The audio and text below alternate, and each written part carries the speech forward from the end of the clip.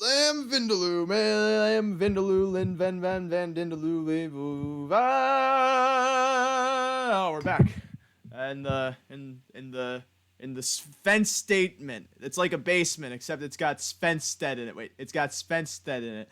I'm Ray Catola. You might remember me from this show that I started hosting like, I don't know, 6 years ago, and then have not been on for the last like month and a half. It's because I left and I came back, and I'm joined, as typically as I am, by the people who will one day inherit this show from me, Mr. Rod Allums Jr. and then Michael Prebosi, also on this Google Hangouts call. But he's gone into an oath of silence, presumably because he's lost too much money gambling the last couple of weeks, and he's hoping that by not talking, one racetrack will fully refund him the money he deserves. That would be nice. It would be very nice, I would imagine.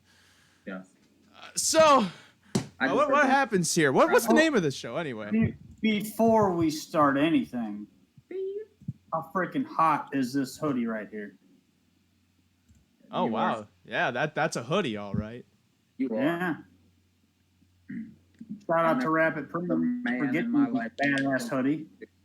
Please talk over each other more. It only makes the show better. I'm also wearing a gift we got from Rapid Printing, this denim jacket, which for anyone that knows Ray Catolo, they know that denim jacket just naturally fits the brand. Of course, now that I am a man who owns a denim jacket and that can pull off a denim jacket, I have to let people know that if you try and cut my skin, instead of blood, I bleed Pabst Blue Ribbon now.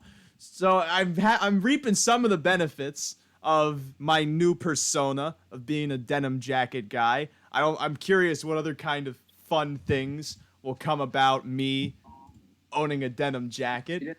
My shirt that we had printed up, see? Yeah, that's a red shirt, which I also believe is some sort of political movement from the 1930s that promoted racists. Well, I think that's wrong. All that out of line. All right, so instead of racists, let's talk about races. Okay, we got a lot of races to talk about tonight, because typically what we've done over the last couple of weeks on this show. What's the name of this show again? This is like what the Ding Dong Sing Along. Do we sing along to doorbells? What do we even do on this show anymore? Bang, bang. Bang bang is not. That's not a doorbell sound. If I go up to a doorbell and it says bang bang, I'm ducking. I'm worried that there's going to be some sort of object moving towards my cranium, and I don't, preferably, want to get slammed by it. There would be if you were here. Well, I really love coming back to a show I have not been on in what feels like forever, and being greeted to such threats of violence. It brings me back to the days of my youth when I would wake up Hanukkah morning and run downstairs to the little menorah we had set up. And then there would be my dad with You're not Jewish. a sock of coins, just. Oh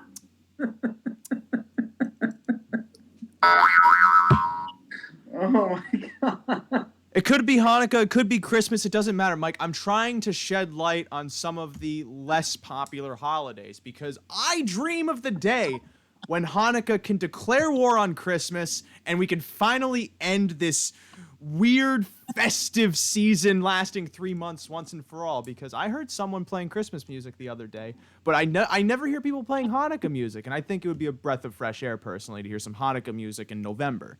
You should play that during the break. During the break, the crap you normally play. No, you see, it's not crap, Mike. It is. I want you to queue up Hava Nagila during the break. If you don't, I will. What about Elmo's song? It's coming. Elmo's the most famous Jew of them all. You're right. We got some other races. We got some other races to talk about later. We'll get to the Germans. We'll get to the Slavics. We're gonna go through all of the races tonight, and then we're gonna talk about international trot. Speaking of that, we'll get to that a bit later. That's the $1 million race at Yonkers Raceway tomorrow afternoon, October 12th. I had to look at the date. $1 million. So we got horses from all over different countries coming to this country for one race. and then they go home. Outside of that, in another country, Woodbine Mohawk Park has their Super Night, where they have 8 divisions of Ontario Sire Stakes Super Finals going, each for a purse of $250,000. We're going to do like a rapid-fire kind of fun little game through that, and we won't know which horses win because that's tomorrow night, so you'll have to follow along with that if you so care. If you don't care about that, we have some more live-ish action that you could follow along with, unless you're watching this on a replay, in which case, what is it, Sunday afternoon? Are you doing your laundry? Did you fold your T-shirts yet? I know you're holding off on doing that. You really should not let them sit on your bed, and then when you go to sleep, just push your laundry to the side so that way you have a little space to get into a fetal position and wait for the sun to come back up. You shouldn't do that. You should have a little bit more respect for yourself. I'm not projecting. We're going to talk about the late pick 4 tonight at the Raceway Western Fair District because they're back. They started racing again, last week? Yes. London reopened last week for another season of harness racing. Other seasons of other things happening at Western Fair, unfortunately, have to wait. This includes the bocce ball season at Western Fair. That'll start back up at some point. They'll tweet about it. When bocce ball is coming back, they're gonna tweet about it. No, they're not. Why wouldn't? So what? They don't want anyone to show up to bocce ball? Nobody's doing that. You're telling me no one plays bocce ball? Bocce ball, one of the most popular sports in the world. No one's playing it. Nope. Gee, Rod, just isolate more people. Just exclude more people from our audience then. What do you want to talk about next? You want to talk about the libs? You want to own the libs while you're at it? It's too early to do that, Rod. Rod, it's 9:09 p.m. It's way too early to own the libs. At least wait 2 more minutes. Outside of London, we have the late pick 4. It's not a late pick 4. It's the only pick 4. At the Meadowlands Racetrack, $50,000 guaranteed pool is a 50-cent minimum. It starts in race number 8. The London pick 4 also starts in race number 8. And I'm so glad that I finished talking about Oh, and then we have Rosecroft towards the end of the show. We're gonna go through their pick 3, their exclusive, fun little pick 3 from races 4 through 6. We'll have Russ Adams. No, we're gonna go through the late pick 3, the last 3 races. Oh, there's a new pick 3. God, I've been gone for so long. That's not new. I don't even know these things anymore. Rod, tell me, how's the sport changed since I was last on the show? Do they still use horses, or do they have animatronics now? Still using horses, but now racetracks have taken our idea of bike cams and they're using that too. That's incredible. We're the first people, of course, to have the idea of tying a camera to a sulky. No one's ever done this before. It was unprecedented until we came around. The same way that I am about to communicate with God at some point during this show, write down what he says to me, and then I'm going to publish a series of 6 books about it, and it's the Testament according to Ray. Be on the lookout for that coming to stores. Oh, by the way, shout out to Terry Wilson, who's at Western Fair right now watching the show. He's at Western. Hey Terry, turn the volume up. I got something to say to the dining table next to you. I want to tell them about how they should take care of their personal hygiene. It's something that's neglected by many an American, but you're in Canada, so I understand there are no Americans in Canada necessarily, but those Canadians, they could still take some lessons in hygiene. Everyone can benefit from learning about hygiene, especially Rod Allums Jr. You should see how he lives on a daily basis. I don't. So, let's talk about London. Let's get into this pick 4 at the Raceway Western Fair District. As I am just remembering, I still need to load in the graphics because I forgot I am the one running this whole show. But it's okay. If I take the whole ship down, then the Titanic and the iceberg go with me. At Western Fair, $5,000 guaranteed pick 4 starts in race number 8. They're on race 7 now? Race 7's coming up. Correct. Okay, so we got plenty of time to dissect this sequence, which I'm hoping one of you thinks can pay a whole lot of money. I have some faith, a very slim amount of faith, hope, if you will, that we could snag some prices through this sequence, but I also recognize that some of the favorites are going to be tough to beat, including in this first leg. $8,500 claiming event for for pacing fillies and mares. The 6 Kahlua Morning on the morning line here at 9-5, and then the second choice 5-2 on Why Not Haas, simply because the 2 Why Not Haas finished second to Kahlua Morning last out. And then it's pretty much open season from there, since a lot of these horses are shipping in. They're coming back off layoffs. Mike, it's tough to find some of these horses' form, which I feel is why you're 4 deep. Yeah, and let it be said that so far tonight, the front end has been very good at London. It's been difficult to pass, and the horses coming from the back are at a disadvantage. That being said, 4 deep. I'll use that too. Why not Haas? I would have never got that there, Ray, from that. In any case, second last 2 races. Has won 3 times this year, 5 times last year. Shows early speed, draws well again, has responded to Lasix, and I'll use it. The 3, As Brave as My Mama, has raced well here at London in the past. And, this horse has blown up the board here. Rod, who's driving this horse? Because Ray's not here. 1 sec, I'll tell you.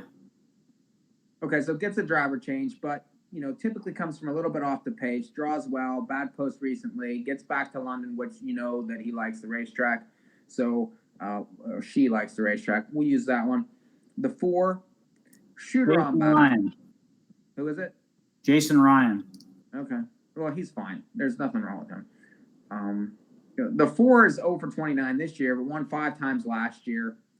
Has had tough posts recently. Has raced in those 85 claimers at Grand River, which are tougher than these horses. Needs to get a trip, but should be a price. I use that one, and then the 6 is obvious. Kahlua Morning. These St. Louis horses have been doing extremely well. Came to London on the 4th of October. That was last Friday, and crushed first out from an outside post. 10 wins this year. Another one that's going to be blasted. So 2, 3, 4, 6. Okay, Mike, those sound like some wonderful numbers. I agree with some of them, but before I can agree with them, Rod has to talk by his contract. Yeah, so I'm pretty close to what Mike has there. The 2 Why Not Haas, 2 straight second place finishes, 3rd time on Lasix. I expect this horse to be close throughout. He's got early speed, should be using it from an inside post. The 3 is Brave as My Mama. Jason Ryan driving for the 2nd week in a row. Ships in from Flamborough.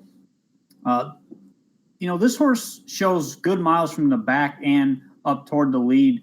So from an inside post, I expect Jason Ryan to be pretty aggressive here. And if he makes the front, he's going to be tough because he's going to likely end up in the 2-hole behind the 6 Kahlua Morning, who I'm also using.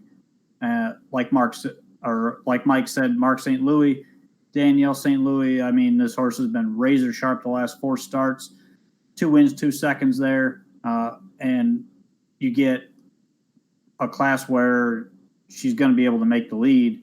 Again, she can leave in 27 seconds if she needs to. So 10-time winner this year. Hard to leave off your tickets. 2, 3, 6 for me. Okay, Ray's turn. Ray has the 3. Ray uses the 3 As Brave as My Mama. I've watched a couple of races. I've seen a couple of races from Western Fair over the last week they've been open. And I've noticed Scott Ray has been gunning horses, has been showing speed, has been putting horses into contention. I like that. And also, I should note that the 9 is not on my ticket. The 9 is not on my ticket, but on the graphic it says that. That is an error on my part. Nonetheless, As Brave as My Mama also enters off of 2 decent races at Flamborough Downs, both from more outside posts, so perhaps the move inside can play better to her strengths, especially looking back to the miles she put in over at Clinton in late August, where she would be gunned towards the front. Not necessarily hold on in some instances, but she has gone wire to wire in the past against at least weaker competition. This is a bit of a tougher group today, but at the same time, it's only a tougher group by numbers. The form across this field does not necessarily match what I would expect from an 8,500, especially since a lot of these mares have been racing against weaker competition. Outside of Kahlua Morning, who's the other obvious one, and that's just a matter of whether or not Mark St. Louis can blast that horse to the top from post 6. He can get a lot of speed out of horses. Despite draws, and that outside post gives her a chance to build some momentum. And so, as the morning line favorite, I hate that I'm just going on about one of the most obvious horses in the race, but for me, 3-6, not 3-6-9, mind you, 3-6 for me in this first leg of the pick 4 is probably the way to go. Race 9 is ours a $50,000 lifetime trot, goes for a purse of $8,800. Rod and I are in agreement that Meadow Branch Patsy probably does not lose this race, but Mike, why do you not single that one? Well, I just feel like the 6 and the 7 might have a chance. The 6 was interfered with last time in Brooks. So just completely get rid of that race and has 10 wins and 27 starts this year. So I like horses that like to win. I feel like this horse didn't have a fair chance last time. And, it's hard to judge that race, of the 3 last time, did get Lasix at 3-5 and crushed, but the 6 never had a chance to race. So if the 6, can blast, maybe end up in the pocket here, could be lively, especially with those 10 wins this year. And then the 7, Legend Within, this horse raced straight numbers of 5 at Woodbine on September 30th. That's way tougher than these horses. And then the 2 Grand River races prior to that were solid enough. This horse won from the 7-hole 2 back. So this horse has a little bit of back lines and should offer a price, if anything, can rough the 3 up early. So 3-6-7. Okay, Rod. Please talk for me, because I'm gonna keep talking if I end up having to use my mouth anymore. Why is Meadow Branch Patsy a single? Second start off of a 9-month layoff. Last week, this horse absolutely crushed. I don't think they pulled the earplugs on her, and she just drew away from him, was shut down basically at the top of the stretch. Still had a ton left and just coasted home. I don't see this horse losing, and she's going to be 1-9. So there's no reason for me to use anybody else. Okay, those words work for me. So then start talking about how in race 10 you use all of them. Yeah, race 10 is a tough race. I mean, this is one of those competitive mare fields that we saw basically all winter and spring long, where you get a full field and you get horses that like to win, that like to be competitive. They're all very similar as far as their top end speed goes. And trip is really what ends up winning these types of races. A horse that I like quite a bit, Largent Legacy, with the driver change to Mark St. Louis. I think this horse has a big shot to win, but has missed time. Hasn't raced since July, so that's going to be a key factor there. Maddie's Credit, inside post, had a tough trip last week, ended up 3 deep down the backside at Grand River, and that was against tougher competition there as well. So, I think there's a lot of different angles you can take in this race because there's not a ton of early speed. There's some closers here.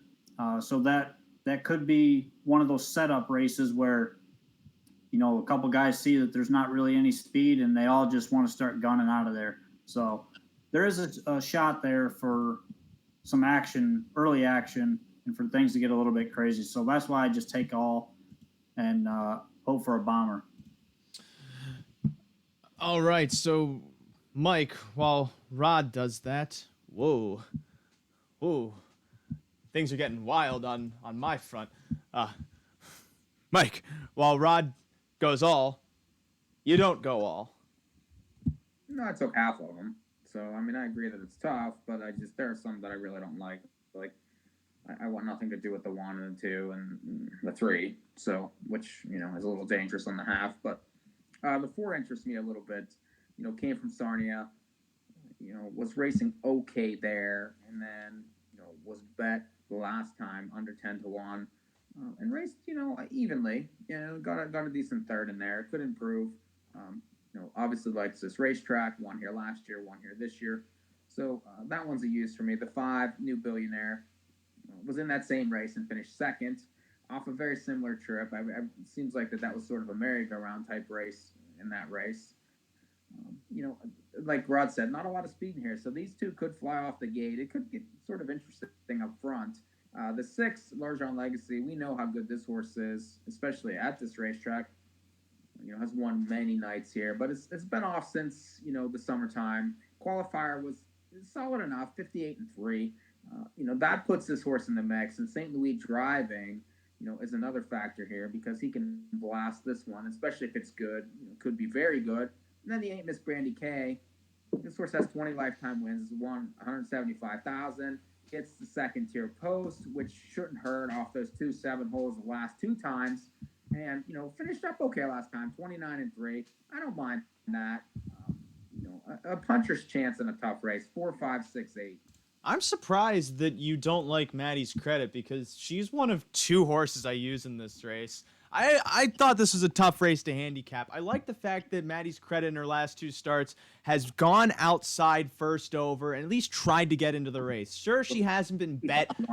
She went off 55-1 last out, 23-1 in the start before that. But she gets a good draw this time around, a draw where she might not have to go as tough a trip. And if that's the case, I feel that she can somehow work her way into contention so long as she doesn't have to do as much work as she has in the past. The less ground she has to travel, ultimately, the better. But outside of that, the only other horse I felt really had a shot is New Billionaire. Just because she also can show speed, she could stalk the pace, and then she could try and gain ground on horses that presumably will give way late. There's not a lot of stamina in this race. It's tough to find how speed can hold, especially since Largeon Legacy is making her first start since late July.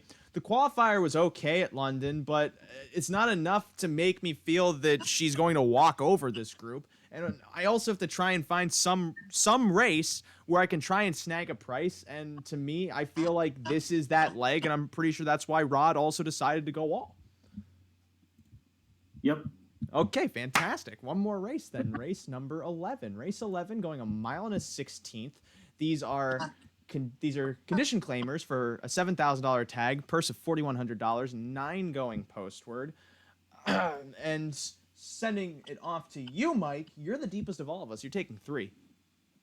Yeah, and I really didn't like this race much.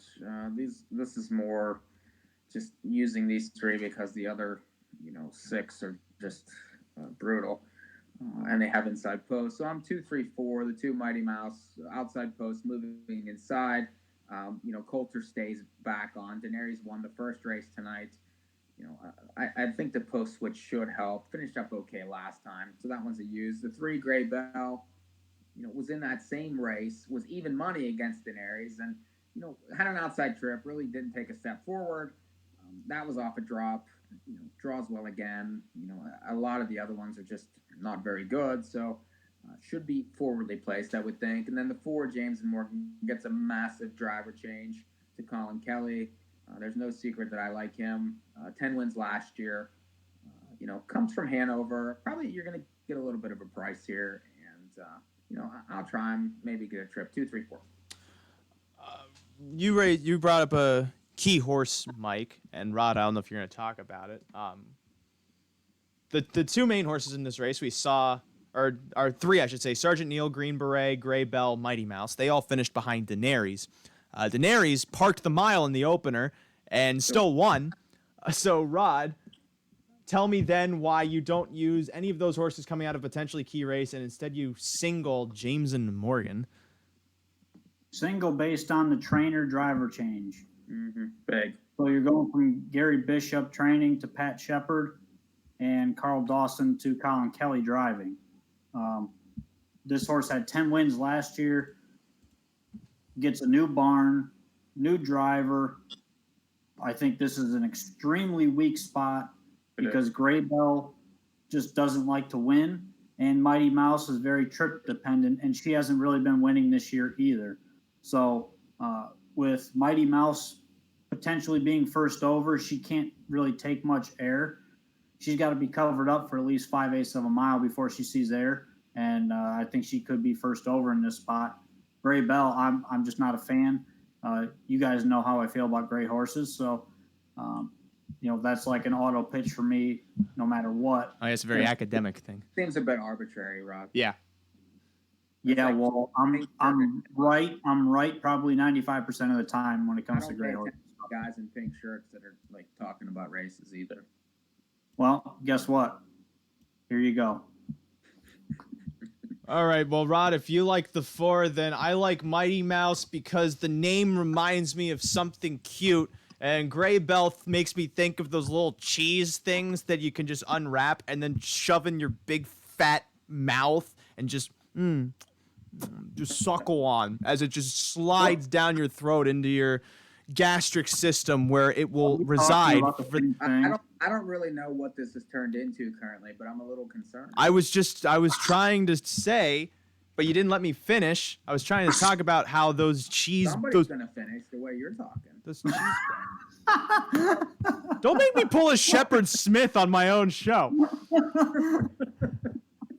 I'm just saying. I'm 2-3. Mighty Mouse, I understand is trip dependent, but I do like this horse going the added distance. The extra 16th of a mile can play to closers unless whoever's on the lead just scoots away. And the only horse I feel could probably get to the lead is Gray Bell. The downside is 2 starts back. It was against Tougher. I give her credit for that. It was against Tougher 2 starts back. She did not go wire to wire, but she was on the lead most of the way. She just gave way in that final quarter of a mile. It's downside, but perhaps if she can better ration her speed over this track, she can perform a bit better. I also give her an excuse for that last race. She was the even money favorite against this group when she lost to Daenerys and Sergeant Neil Greenberet, but she was first over for half the mile.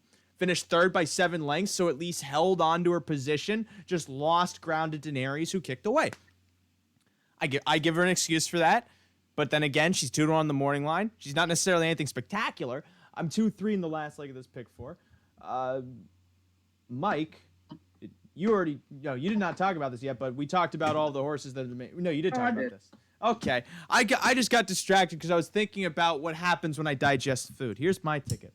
For 20 cents, I am 3'6". I'm actually 6 foot, but whatever. I'm 3'6" with 3, with 2.5, with 2.3. That's $1.60 for 20 cents. Mike, your ticket. Yeah, way more. 2, 3, 4, 6 with 3, 6, 7 with 4, 5, 6, 8 with 2, 3, 4. It's $28.80, and it'll pay a lot more than $1. All right, and Rod. 2, 3, 6 with 3 with 4.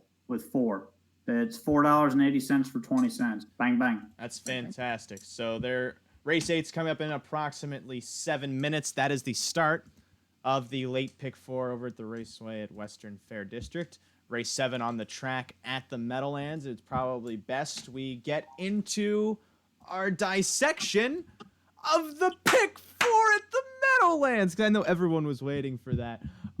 So here's the deal. Here's what's been happening at the Meadowlands. Over the last couple of races, for those who have not been watching, presumably, this is the rumor, if any driver pulls, I hear that they're going to get a very angry email from Jeff Corral. That's the rumor right now. It's been very speed heavy all night so far. Drivers have not really been pulling horses. I don't know if it's because the temperature change. It's like 55 degrees there right now. We are on that seasonal change, on the crux of summer into the apex of fall, or whatever kind of poetic mumbo jumbo. About 30 seconds ago, a big ass storm just rolled through here, and the wind kicked up about 50 mile an hour. So, I'm sorry. Probably dropped about 20 degrees. I'm sorry, Rod. Can you please use those purely scientific terms for me again? It was a big ass storm. Yes. How high were the winds, Rob? High. They were higher than a Colorado sunset. They were 50 miles per hour. Can you guys reference like the Old Testament or something else? We've been doing this show for like 6 months, and that just keeps coming up. It needs to come up because it's funny. You know what's really funny? What? When I come home from work and my wife of 5 years has just cooked me dinner. My wife you don't even have a wife. My wife of 7 years now. You have no wife. Really, you're sitting around doing things you probably shouldn't be doing most of the time. You act like insider trading's illegal. My wife of 30 years now. I come home from work. She's taking the roast out of the oven, and my 6-year-old Levitska, that's his name. Your 6-year-old. My 6-year-old. We've been married 30 years, and we only have a 6-year-old. My 6-year-old Levitska comes scurrying. Well, I have a very funny sounder. Since you're talking about your wife, I have a very funny sounder that I can't play. Okay, here's my question. Yeah, here's my question. When you go to someone and they're telling a story, and they start their story by saying, "So I the craziest time. I was driving a car." Do you immediately ask them what was the make and model of your car, or do you let them just tell the story? It's like, but the problem is, it's like, we know you're full of crap, like, all the time. well, then maybe just smell it and don't say anything about it. Look, Okay. look. That's nasty. Look, it's like if you turned on Schindler's List and then you give it like 30 seconds and you go, "Where's the list?" You gotta wait for it. It builds. I know it's a 3.5-hour movie, but you have to trust that it's going to get somewhere. You can't just turn on like Birdman and then go, "Wait, he's an actor? I thought he was a Birdman." You can't do that because it builds as it goes. But Rod is just looking at his soundboard right now as I try to have a touching anecdote about my little boy Levitska, as he's just so excited to see Papa after 20 years of working at the factory, and then he trips on his shoelace and falls flat on his face. But then he gets back up. He doesn't cry. He laughs. He giggles, because that's my boy. That's a sheep. I feel like we're losing focus. This is my public service announcement for everyone watching. If your child or loved one sounds like a sheep, return them. All right, let's talk about Meadowlands. I don't know where you return them to necessarily. Just put them back wherever they came from. They might feast on blood. Meadowlands Racetrack. Race number 8 starts their 50-cent pick 4 with the $50,000 guaranteed pool. It is another division of the 4th prelim for the Kindergarten Classic. These are only the top babies racing. I like describing them as babies. The top babies racing in the sport. You can watch this race intently and see the crevices of their diapers protrude as they make their way towards the half, and all the other sorts of baby things with their pelling pacifiers and their rider rattles or whatever other kinds of equipment they wear. These are Philly Pacers. I've never heard of that. You ever heard of a pelling pacifier? No, I've got one of those. I never heard of whatever you just said. I know you have a pelling pacifier. It's how you get to sleep. This first leg is for pacing fillies.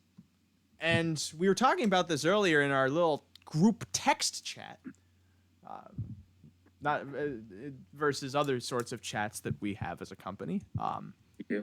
And Rod, you are singling Hen Party, the 4. Why? I am. Why? Hen Party, last start down at Lexington in the International Stallion. Came from way back, had no chance to win that race. Closed in 26-3, which happened to be the fastest last quarter of the day outside of that far back. race 3. I mean, let's be real about that. This was the fastest last quarter of the day, minus race number 3, which happened to get to the half in 57, and they went a mile in 152 or 151. So this is a horse that outclosed basically everybody that didn't get to the half in 57, and comes in very sharp. Hasn't missed a check yet. Is right there every week, and can come home like a freight train. So I expect this horse to be closer, to get put into range, and to likely head out for the lead early on in this race. And I think McAkale is going to put this filly in position, and she's going to be very tough to beat because nobody's pulling at the Meadowlands. So she'll be on the lead. Is the racetrack going to change now, and like it's going to be stone closers to that you like this horse now all of a sudden? Like I just said this horse is going to go right to the lead. There's no way. Well, keep in mind, Mike, when this horse was at Vernon, she was put to the front. Yeah, that's Vernon. Like that's What do you mean that's Vernon? What does that mean? Well, it's just a different level of horse. It's the New York Sire Stakes, though. These are all 2-year-olds. Okay, I don't think this horse is going to the front. I mean, I could be wrong, but I just don't think he's going to. I think that there's other horses that can get to Horse the got front. shuffled back 2 starts back, came flying for 4th last week, had no chance, got buried, and came flying for 5th. Beep. Love this horse. Beep. All right, so then, Mike, explain why you detest Hen Party. I don't detest. I'm just not using. I'm not really all that interested. I mean, I guess that there's a place for it, and maybe if the racetrack changes, that the horse can win the race. I just feel like that she's going to be a fast closing, 3rd or 4th again, or maybe even beep, but is not going to reach the front anywhere and any time in the race. So I'm using 4 other ones. Rognificent the One, who has been dancing some bigger dances, has been in stakes races all year. Has top connections, was favored in that international stallion race that Rod spoke of, and raced fair enough. Ended up 3rd in there in a fast race. Draws inside now. T-Trick on. I imagine because they're here that they're trying, so I'll use that one. Love for Sale is another one. Had a 10-hole last time in a 2-year-old race down at Lexington, and finished 2nd after getting the front early from the 10-hole. So if this horse can get the front from the 10-hole, I would imagine probably can get the front from the 2 now, especially when they went 26 and 54 and 4 last time in that race, and this horse still held on to be 2nd. So I would imagine this horse is going to be quite close early and probably is a must-use. The 5, Courting Marie, has won 2 straight at Philly. It's coming up the ladder. This horse will probably be ignored on the board with Pat LaChance driving. And, I would think could end up 2nd over. The last 2 races are a giant improvement, and this horse just could be getting better at the right time as a 2-year-old filly. And I'm interested now getting the big track, how good this horse might be from off the pace. And then the 7, JK Lady Love, broke last time in the Bluegrass at Lexington after 2 maiden races. This is more connection play for me. Just toss that last race out. The prior races at Lexington were quick enough. First timeout kicked in 27 and 1 off a rough trip to be 2nd, and gets back to the Meadowlands. Still likes a big track. If this horse stays flat with Dexter Dunn, I think could be interesting at a price 1, 2, 5, 7. You suck. What the living hell was that? Rod, what are you doing with your life? Rodney. Said, boo, you suck. Let me show you the light of Jesus Christ. A bit later. I don't have time to really go into that. I can talk about. I said I don't have time to go. I don't have time to go into that. You'll just have to trust I know what I'm talking about. Mike touched on 2 of the horses that I do like, and the 2 horses that I think have the best shot of winning in this race: Rocknificent the 1 and Love for Sale the 2, in that order. Rocknificent, before going into the Grand Circuit, had been racing well in the Pennsylvania Sire Stakes, winning on a couple of the preliminaries, beating Lion Sentinel, by the way, who we later saw go to win the She's a Great Lady over at Mohawk. She beat that one at Pocono back in early August.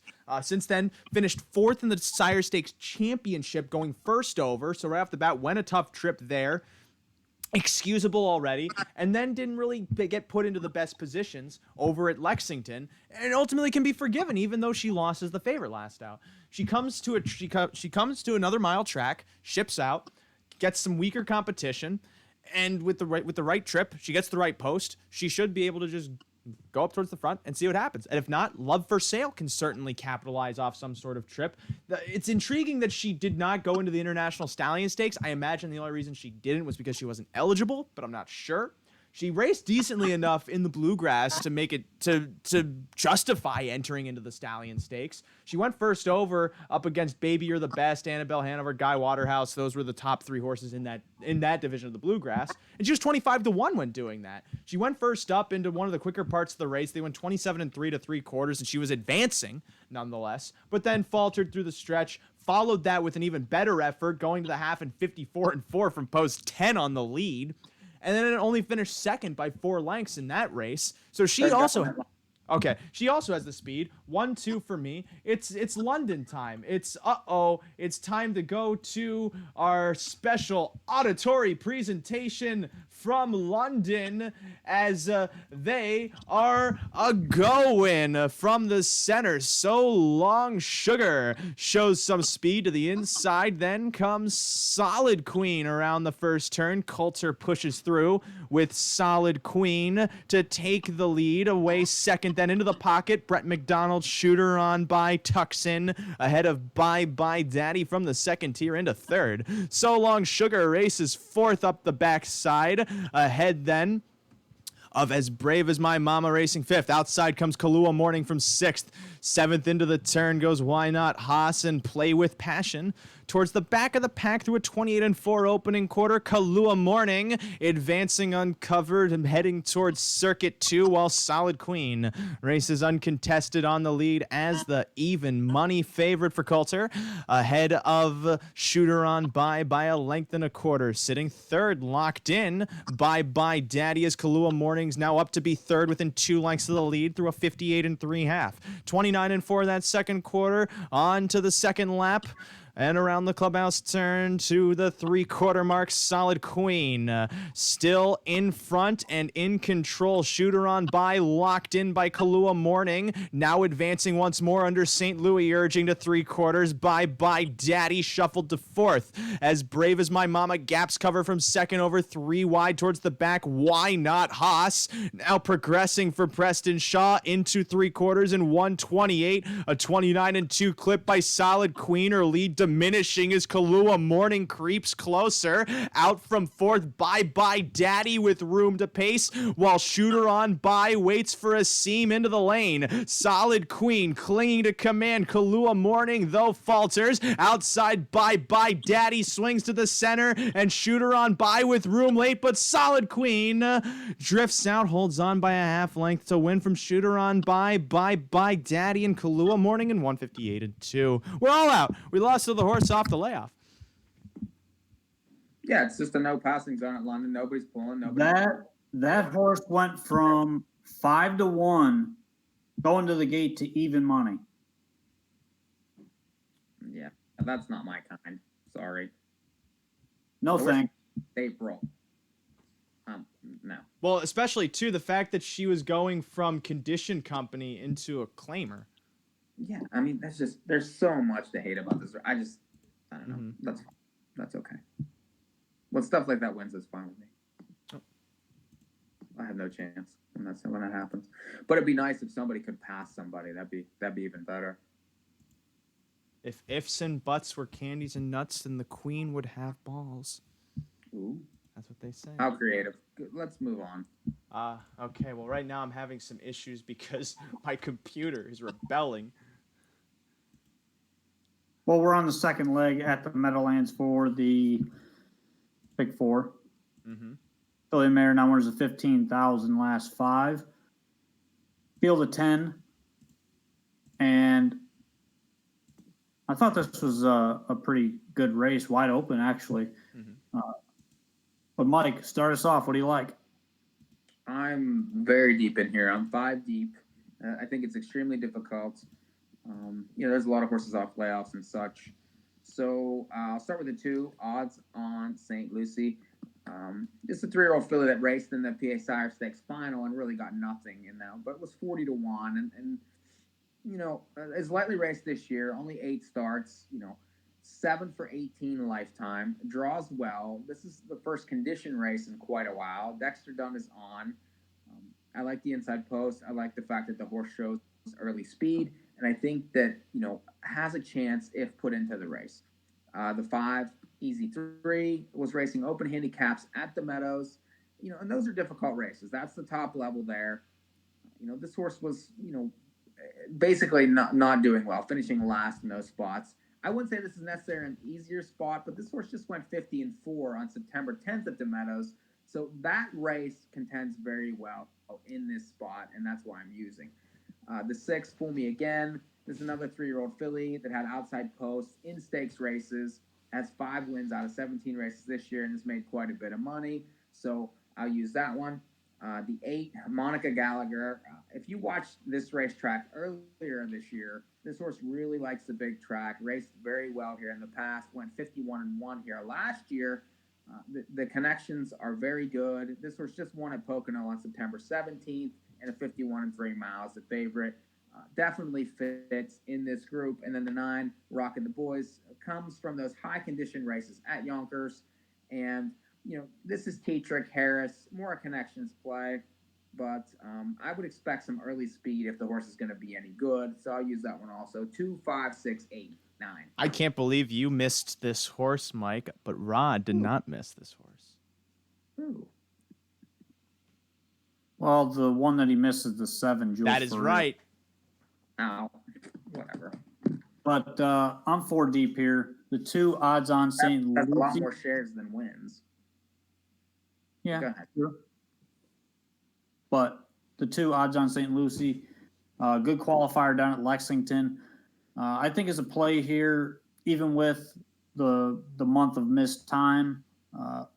Gets back to the big track. I think this horse does her best work on the big track, so I'm expecting a pretty good effort tonight with Dexter Dunn driving. The 5, Easy 3, gets a class drop on the ship from the Meadows, and that's going to be a key here. Facing the Open company over there, was sharp prior to jumping up into the Opens and kind of just took 2 trips around the track, drops, gets the big track.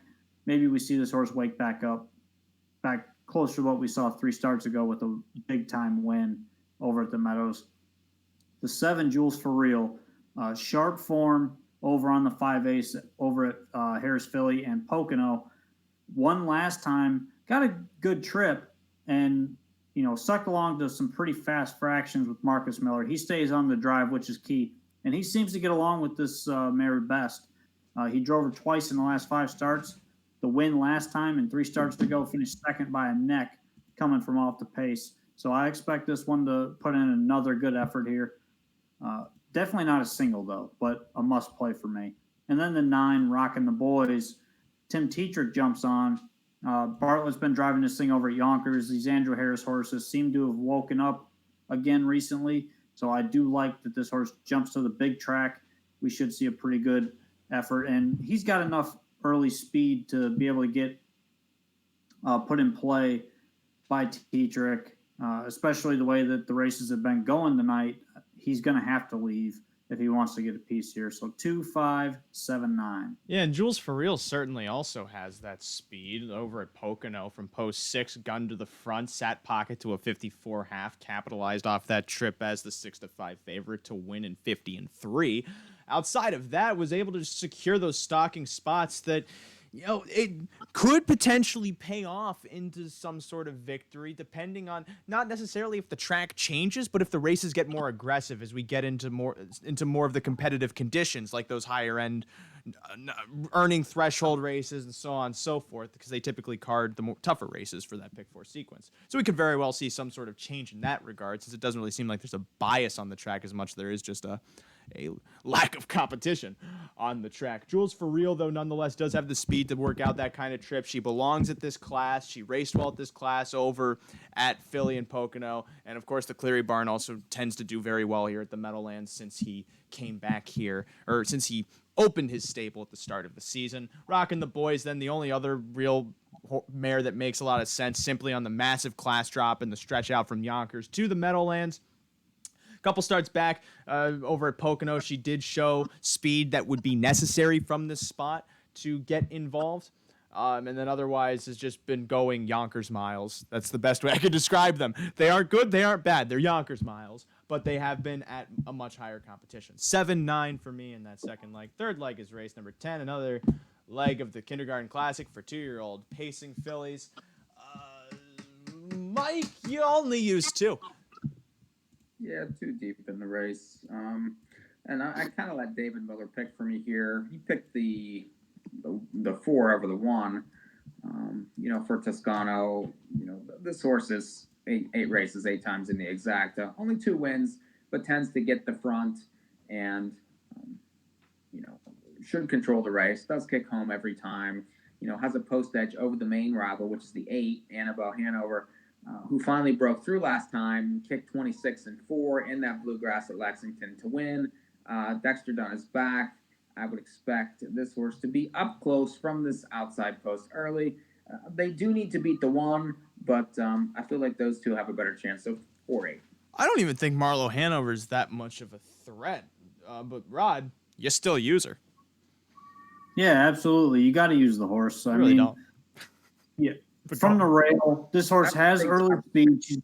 She's gonna control things early.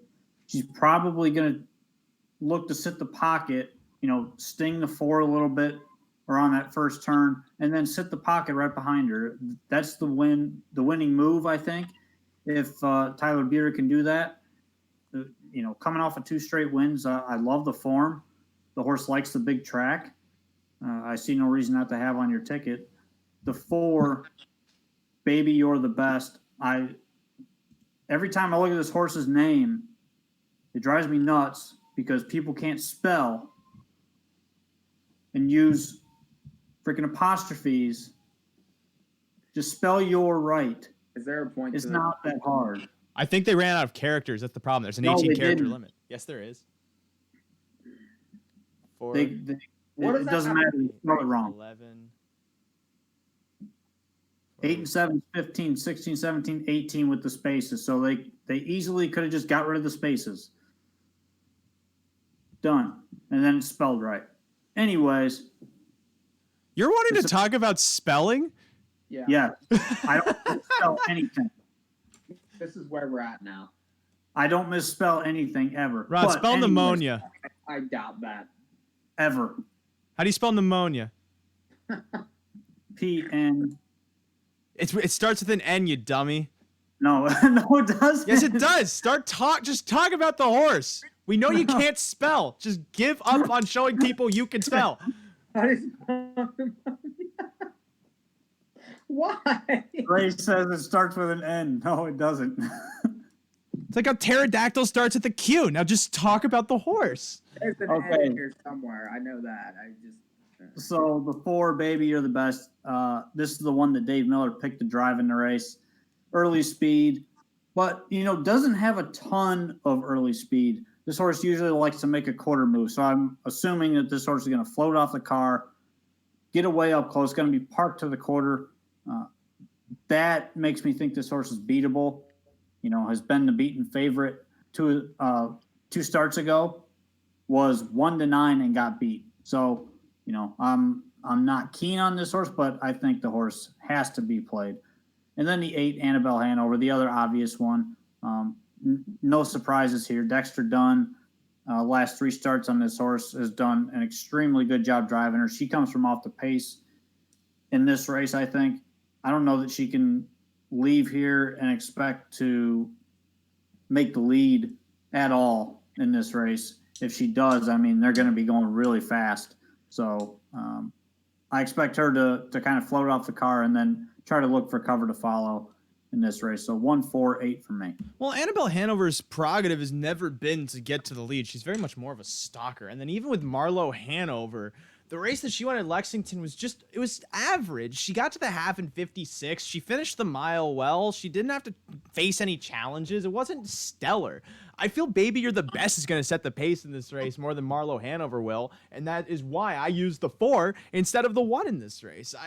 I don't see any world where the 1 gets the front, goes wire to wire in this race, when the 4 could just brush past and take the lead heading to the half. Outside of that, though, Annabelle Hanover does have the ability to capitalize off a stalking trip. That is, if movement actually occurs in the race. She's going to need that to happen. She can push off the car and get some sort of stalking spot, but will also need the aid of other horses racing. And then for a third horse, I throw on at a bit of a price. Shining Beauty raced only in the late closers at Lexington. Didn't really race well in her most recent start, but looking back to a preliminary back on September 1st for the Kentucky Sire Stakes, she parked first over to a half in 53-1. After that, didn't really race too well in the Sire Stakes final, but then came back in the first week of late closers to win handily by a neck with a 27-2 final quarter. She seems like she can somehow work her way into it if things get a little weird. I am 4-5-8 in the third leg. Then the final leg of this pick 4, race number 11, ours a $6,500 trot. Purse of 12.5. Run through this quick, Mike, or actually Rod. Just talk about the 6 horses you have. Yeah, I'm 6 deep here to close it out. If I make it past the first leg, I expect to hit this because this race, although it's wide open, I think I covered everybody that could possibly win this race. The 2 Round Town Rocker. You're gonna want to hurry. Inside post, definitely plays here. Should be up close. The 3 Hammer Time gets a driver change tonight and a track change as well. Love this horse at the Meadowlands. Attaboy Hanover. Corey Callahan jumps back on the move to the big track. The 5 Cartier Zet. Another one I think is a must play. Is going to take money with Dave Miller jumping in the bike. The 6 Miss Ruby, my long shot play of the entire night with Andy McCarthy driving. Should get a perfect setup in this race. And then the 7 Golden Muscle. Big thing there. Shipping from the Meadows. Tim Tetrick. Bang, bang. Yeah, Hammer Time is a good horse, especially coming off that last race when he tried to go to the front. And he sped against the top level of trotting competition at Vernon. And then I also agree with Golden Muscle, especially since she's gone wide in both first starts and finished well over at the Meadows. I'm 3-7 that last leg, Mike. You guys talked me into the 3, so I'm going to use that one, Getting Dexter Done. But I like other ones outside. The 8 Lucky Sheila for Jen Bongiorno, who typically takes a lot of these horses and, races very well with them, coming back to the Meadowlands. And then the 10 Checkmate Time, tons of back class here, gets back on Lasix, flash speed last time at Philly after some time off. If this horse blasts, this horse has the class to win at 3-8-10. All right, so then my pick 4 ticket goes as follows for 50 cents. I am 1-2 with 7-9 with 4-5-8 with 3-7. That's $12 for 50 cents. Mike, your ticket. 1-2-5-7 with 2-5-6-8-9 with 4-8 with 3-8-10. It's 60, and I punched it. Rod. 4 with 2-5-7-9 with 1-4-8 with 2-3-4-5-6-7. It's $36. It's in, baby. Bang, bang. All right, 5 seconds to post. They're coming into line. 6-5 on the 1 Rocknificent. Second choice then at 3-1. The 4 Hen Party. Third choice at, now 7-2. The 5 Courting Marie. 5's getting a lot of money in the race. Field's making the turn. Oh, would you look at that? A bike cam. Wonder whose idea that was. Can you stop acting like you invented the world? He did. But I wonder whose idea that was. We weren't the first ones to have Before that. Chief rested, he made Rod, and he figured everything was good after that. In the second hour of the show, we're going to crown Rod the King of Jerusalem. They're coming to the start. About time. First leg of the pick 4. Field of 9, in line, in motion, and approaching the start. Bang, bang. Often pacing, Anthem fires towards the outside for the front. Hen Party also pushes for position towards the center. Rocknificent then towards the cones. Inside of Love for Sale floating into 4th, entering that first turn. Courting Marie tucks in 5th. Ahead of Some Beach, Some Dawn 6th. Now 7th as JK Lady Love swoops into the 6th spot heading to the opening quarter. Caviar Heather then races second to last with Destiny's Child towards the back of the pack as Anthem leads to the first quarter in 28-3, but now Hen Party's out from the pocket, circling past to take the lead for Kakali, moving to the backside. Rocknificent races third, the 3-5 favorite position, 3.5 lengths from the front, while Love for Sale gaps from 4th. Courting Marie then sits 5th ahead of JK Lady Love, still 6th. Some Beach, Some Dawn 7th, still ahead of Caviar Heather, and then Destiny's Child remains last towards the half as the field single file once more. While Hen Party passes the half in 57-3. 29 seconds that second quarter to the far turn. Anthem tightens from second, while Rocknificent's yet to be given his cue from Tetrick in third. Love for Sale remains 4th, is now Courting Marie. Moves outside. Jones is for cover with JK Lady Love on her back to 3/4. Third up in the developing flow. Caviar Heather is now Rocknificent, and Tim Tetrick pull from third, prompting Anthem to pull pocket after Hen Party to 3/4 in 1:20. 26-4. A 29-1 clip as Hen Party drifts into the stretch. Anthem tucks back to the inside. Rocknificent wide of them, trying to sprint past, coming towards the final eighth. It's Hen Party leading the way outside. Rocknificent drawing closer. Rocknificent coming towards Hen Party, now surging alongside, lunging past to the lead. Rocknificent edges away to a neck victory over Hen Party. Then Love for Sale and JK Lady Love in 154-1. That was a good pick, Rod. It was a good try. It was a good try, but the math was not in your favor. Yeah, you guys can have 3 to 5 to start it. I don't care. Well, I mean, whatever. It's the track is massively front end. I mean, it's just. I don't think you want anything from. The 4 was good enough. It's just ridiculous. Somebody, you got to move. But what was the 2 sat the entire race? Didn't move. Nobody's moving. Nobody is pulled off the rail before the half all night. I don't know if there's some sort of wind then or what. Doesn't matter. If nobody's pulling, you just play the horses that are going to be on the lead. I knew the 4 was going to be on the lead in that race. Well, no, I get that, but there's got to be a reason why they aren't pulling. Yeah, I don't know. Something's going on there. Yeah.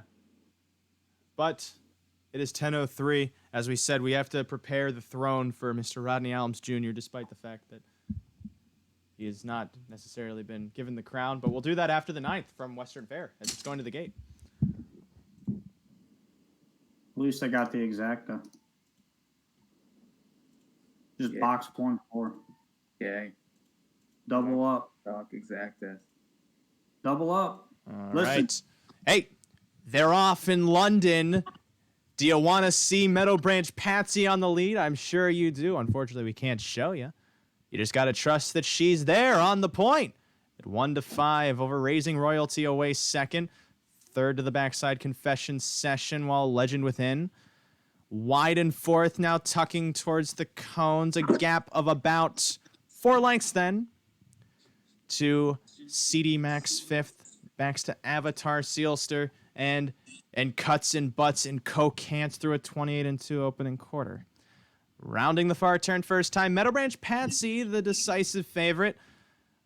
Leading Raising Royalty by a length and a quarter. That one edges slightly off the pegs, moving into the lane first time, but sticks in the pocket. While Confession Session races third, about 2.5 lengths from the front. Legend Within losing ground from fourth as they pass the half in 58-1, a 29-4 second quarter, moving into the clubhouse turn. A familiar scene. No one's pulled until Legend Within angles outside from fourth for Jason Ryan to try and progress towards the pace setter Meadow Branch Patsy to the backside. That one, though, gains separation on Raising Royalty.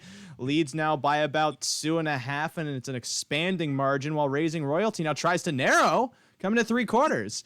Confession Session holds third as Legend Within stalls to the outside, forcing CD Max 3 wide. Past 3/4 in 1:27-1. A 29-second sprint towards the final turn. Meadow Branch Patsy still leading Raising Royalty as that one's only 2 lengths away and moving outside for the stretch drive, but only giving pursuit to Meadow Branch Patsy as she is cruising through the lane. Chased home by Raising Royalty with Confession Session third, but Meadow Branch Patsy, a decisive winner. Raising Royalty second from Confession Session, CD Max, Avatar Sealster, and Butts and Cuts and Cocants, and last of all, Legend Within, 158. All right, now it's time to take a short little timeout. So, just before we do, the beauty of a night like this is, pay attention to the horses that really had absolutely no chance to win, especially at London and the Meadowlands. Anything from the back, upgrade next time. That's how you have to do it. Well, and just realize that. And typically, as the weather gets colder too, we see the racing kind of change just because it's different conditions. Different conditions, the horses have to breathe in. They got the air that goes into their lungs. It's a little bit colder, and then their lungs go, well, we weren't used to this. No. All right, this is a full screen of Mike's face as he just stoically sits there. And we head to our timeout screen. So, we'll be right back after these messages from our spot. Just kidding. We have no sponsors. But we'll be back.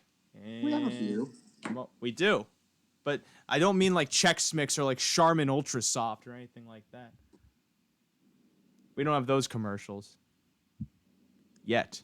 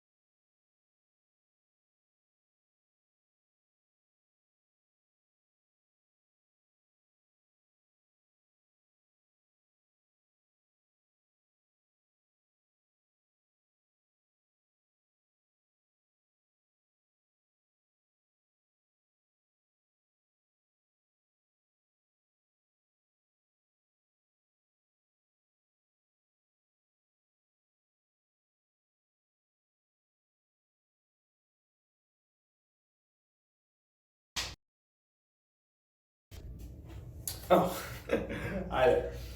You may know me as television's Ray Gatolo, or as the handsomely wealthy Ray Gatolo. You see, now that North American Harness Update is really taken off, I've picked up this hobby of just putting all of the money that I earn down the toilet. And it's gotten to the point now where I am down thousands upon thousands of dollars, and I need your help. If you would like to help me continue this hobby of throwing away my money, please advertise with us by contacting Rod at NAHUPicks.com. Make him do all the business so that way I can cash in and keep putting these bad boys down the toilet. Oh, jeez. That was like $5,000.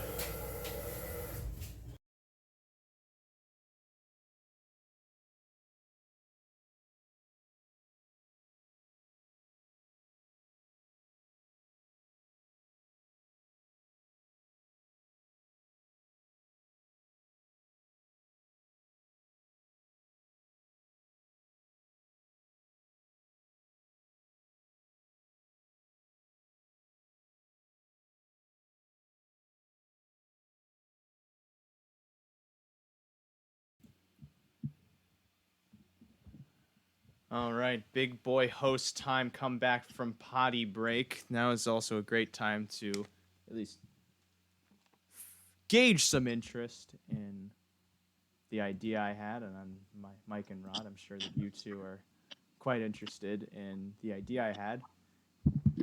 Pooping? It could, well, I've been doing purely number ones. I don't think I'm mentally ready yet to perform a number two. However, more so, the idea I had was to start a Patreon, but not to fund the show, but just to give me money to bet, because I've always had this dream of betting so much money and losing that it puts me into bankruptcy. And I would only want to do this safely. I wouldn't want to use my own personal money. I would rather use other people's money. And so if anyone's interested in donating to this fund, of course, you could also contact Rod at NAHUPicks.com, and I will gladly bet and lose your money.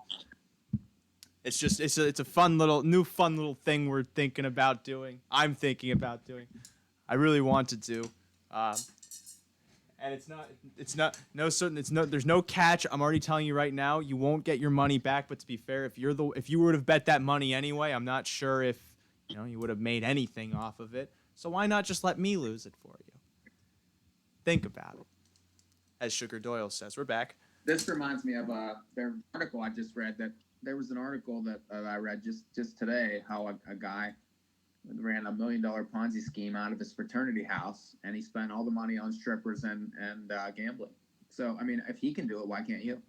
I agree, and I don't even have the game or libido of a frat boy. I was trying to say I don't even have the game or the libido of a frat boy, but Rod using that 2013 soundboard ruined the rhythm of what I was going to say. Just think of it as the equivalent of when a figure skater falls on their ass and then the crowd laughs at them. If only the crowd laughed at me.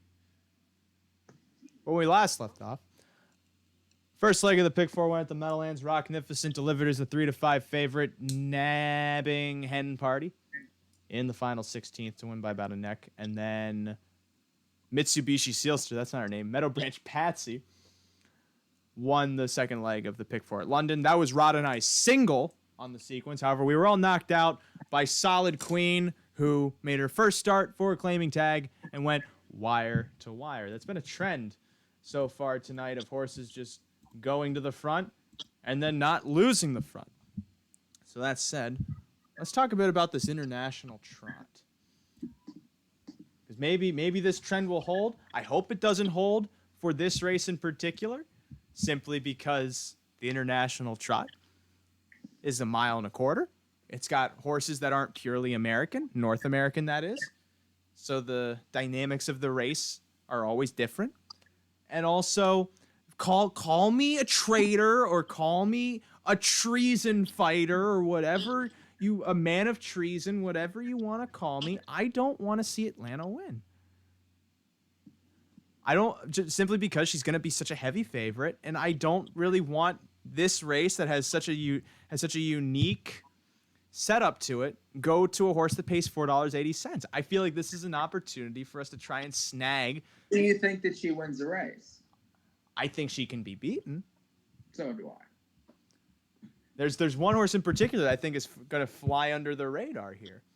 But what's great about this setup, at least as far as I know, correct me if I'm wrong, but I don't think the pools for this race are commingled with the European pools. No, I think Win and Show. Win and Show are commingled? Yes. Okay, so that could change things. And possibly Exacta. That could level the odds a bit more, because part of me wondered if they were commingled, because if the pools weren't commingled, then we would see horses like Atlanta, Marion Marauder, Guardian Angel taking so much more money than any of these European horses. they will. They're going to take the money anyway. Mm-hmm. But like in this race, yeah, you assume Atlanta just tries to go to the front, right? It seems like that's why wouldn't she? I don't know. I feel like they've been pointing to this race all year for this horse, but I just, I don't know what to do with her on the half. I mean, there's been times she's been awesome, and then there were times that she was iffy. She hasn't been seen since that Scioto race on September the 7th. 24th. A solid qualifier on the 24th. Oh, yeah. And, she's extremely fast and very good, but this is the toughest race that she's seen all year. And some of these other horses are used to that mile and a quarter. I think the two inside horses are very, very well meant here. They've certainly made a fair amount of money. And what's wrong with the four? I mean, this horse has made $380,000. Comes out of a really nice race on September 29th, and they went going a mile and a half there, as a prep here. I mean, this horse has gone, 50-3 over there. Those are Swedish lines, I would think. Mm-hmm. It's a little difficult to read these past performances. I'm not sure who you like in the race. I don't want anybody outside. Like, I don't want the 6, the 7. I know the 8 has raced here before, I'm pretty sure. I don't want the 9 or the 10, because I just don't see how they can get a trip from those second-tier spots. I just don't buy that, especially with all the inside speed here. They're really going to have to race well to win the race. I'd probably be more focused on the 1, 2, and 3, trying to beat Atlanta, but knowing that she very easily could win it.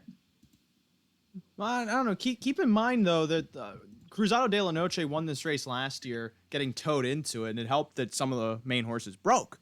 Really hasn't been the same, though. I mean, I don't know. I really have a hard time using that horse. I don't know if you like it. I'm not necessarily arguing for him. I'm saying in terms of how the race can set up. Speed is less of a determining factor going this mile and a quarter.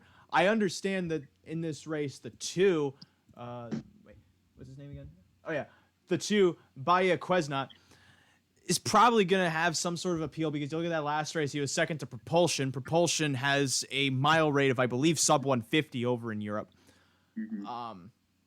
And is one of the top trotters racing there, so much so that his full brother, Damien, sold for $1 million at the Lexington sale a little while back. But aside from that, the 2 is made over $1 million. He's raced decently. Outside of that, his loss to Ringo Starr Treb, who is and Propulsion. Ringo Starr Treb, I think, won the Elite Lup this year, or it was last year. The years of the Elite Lup blur in my mind, but I know Ringo Starr Treb won it at some point. He's one of the top trotting stallions over in Europe right now. But aside from all of that, there's one horse that just caught my eye in this race. Undefeated this year, has earned over almost $500,000, has won 20 of 29 races. Zaccaggio, this Italian horse, Yes. has been. I watched some of his races. He's winning by open lengths in every mile. He's going first over. He's moving 3 wide. He's been raced like he's the best horse in the race. And In Italy, though, in Italy, I mean, in Italy, sure. But there's still Group 1 races. And I don't care. Like, it's still that's $500,000. Group run races in Puerto Rico. That doesn't mean they can come here and win. I mean, Group 1 is Group 1. I mean, You have to be invited to Group 1 races. no, you don't. Yeah, you do. Okay. I can't necessarily confirm that, but still, despite it being Italy, which I understand some people think Italy is a third world country, which as someone who is 50% third world country, then I'll let you decide. But point being is the horse has been racing well enough, has been the best horse in Italy, which could mean that that form will match whatever he's up against in this race. Sure, he's never faced the likes of an Atlanta, of a Bahia Quesnot, of a Propulsion, of a Bold Eagle. Okay, I see Bahia Quesnot beat Bold Eagle last up, but Bold Eagle is also like 9 years old now or something. And I understand too that that Zaccaggio has been racing almost exclusively against horses whose name begin with the letter Z. Something I noticed with Italy. I don't know why it is, but I'm sure that those are some really stellar bunches over there. I mean, they got to be giant with all the Z's. Either that or they just put you to sleep, which is something you would know a thing or two about. Zaccaggio ultimately 20 wins from 29 starts. He's been racing well enough where even if he turns out not to be a match for this race, if he goes off like 10-1, 15-1, I have to think that's more worth it than taking like Marion Marauder at 6-1. All those ones though, like those ones by 9 and 1 by 10 is going to end up with a 10-1 shot. I think the horse is going to be totally underlaid. Really? Oh, absolutely. I'd much rather have horses like the 2 that, are a bit hidden in the race. I mean, do you think that's hidden though? Second to Propulsion. I know that, but there's no 1 by 10 lengths next to his name. Yeah, but there's no 1 by 10 lengths next to the 5 either. But we did bring up a point earlier about horses like the 2 that share a lot but don't necessarily win a lot. And I agree with that, but I just feel like that this horse is, sharing in the right places. You know what I mean? It's different. It's one thing if you're losing to Bald Eagles and stuff like that, and another thing to be, blasting horses that are, that we have no clue what they are. We know what those horses are. So, ultimately, here's my point. I don't think this grouping of the international trot is necessarily fantastic. I would agree. Consider like Bahia Quesnot, I feel in form is probably the horse to beat. Even though Atlanta's in the race, I understand. Go USA, blah blah. America sentiment, but you don't handicap like that. You should never handicap like that. Atlanta is vulnerable here, considering she hasn't raced in a month. She did work out over the track at Yonkers. She can probably get over the half. She probably has the speed where if she gets to the front, it's just going to be try and shut down, rate the pace, and then see if she can hold on. That could very well happen, and she could very well win the race. But she could do that at 8-5, and everyone else can bet her and be happy. I wouldn't be. I'd pass the race if that was the case. Baya Quesnot, at the very least, ships in. If it is the second choice or such, I could understand why you'd think that'd be value, because the horse has finished behind much better competition, has raced against much better competition. But outside of that, slides so easy. Racing mostly in Denmark has made some money, but racing more in like not like top end European races, but gets a good enough draw in Ox Fenstead to know that they could probably mess the race up. Uza Jocelyn does have a couple of wins. Did lose to Ringo Starr Treb. Could be very well be the other main contender in this race. But outside of that, Marion Marauder's coming in off a 6 scratch. He hasn't really been the same this year. Cruzado de la Noche is very much the same. Lionel, I feel, is probably just getting older. But aside from, the evidence of time, but his form shows it too. He's picking up checks, but he's only made $34,000 this year. And this is a horse that's made almost $2 million and won the Elite Lup a couple years ago. And Norton Commander coming from France, but not really racing in the real big pre-races, like of the Domerique variety or of I'd take a Dete. I would take a Dete even. Meadowlands is gone, by the way. All right, we'll head over there. Oh, you're right. Oh, they're at the half. Uh-oh. I don't even have the field pulled up in front of me. So as they're heading to the... I just haven't got the front, so that's, that'll pretty much end my ticket. Well, as they head towards the half, Jules for real... We now take you to the Meadowlands in progress. And it's Jules for real in front by a length and a quarter. Monica Gallagher sitting in the pocket. Newsday locked in third. Now easy 3. First over and a rollin' for Kakali on cover. Then odds on St. Lucie second over in tow. Third up now as Monica Gallagher moves after Jules for real to 3/4. Those two in tow. Toe to toe. Stride for stride at 124.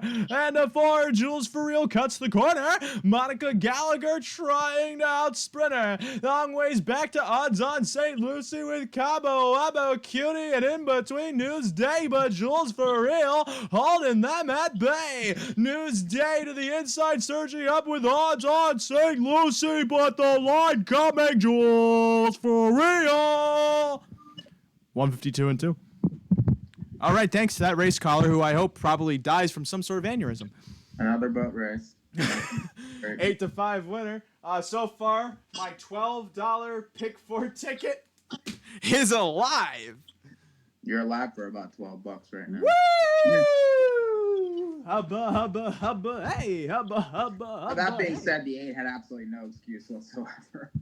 Yeah, Monica Gallagher did not appeal to me at all on paper. I don't know. She likes that track. She got a perfect trip. She just wasn't good enough. She's raced better on the 5/8. The 2 raced really well. The 2 did race really well. I thought that the 2 is... The 5 raced well coming from way back there. The 2 is Not probably... the 5, sorry. Odds on St. Lucie, I'm pretty sure, is heading to the Breeders' Crown, but don't correct me on, or don't quote me on that. I could be wrong. I would be interested after that race.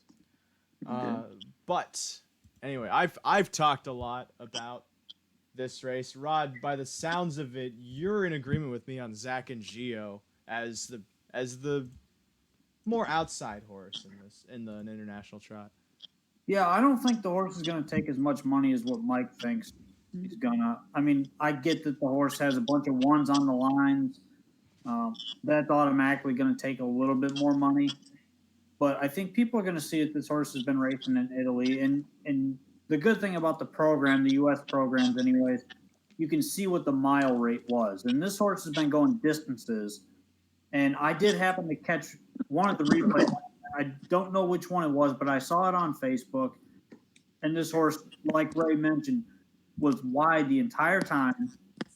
made a big move, a big brush, and just absolutely crushed good horses over in Italy. So, I like this horse. I think the setup could be good as well with Sponstead having the rail with a horse that I'm assuming is probably in his barn right now. And Atlanta having the 3-hole, likely going to be heading toward the lead. It could get a little bit wild, and we know how these European guys like to drive. They don't mind sitting outside. Wings of the Gate open in London. Good. All right. I'll give you 15 seconds to add anything else. Well, outside of the 5 there, I think I'm on board with Mike. I think the 2 is definitely a play coming off that second place finish to Propulsion.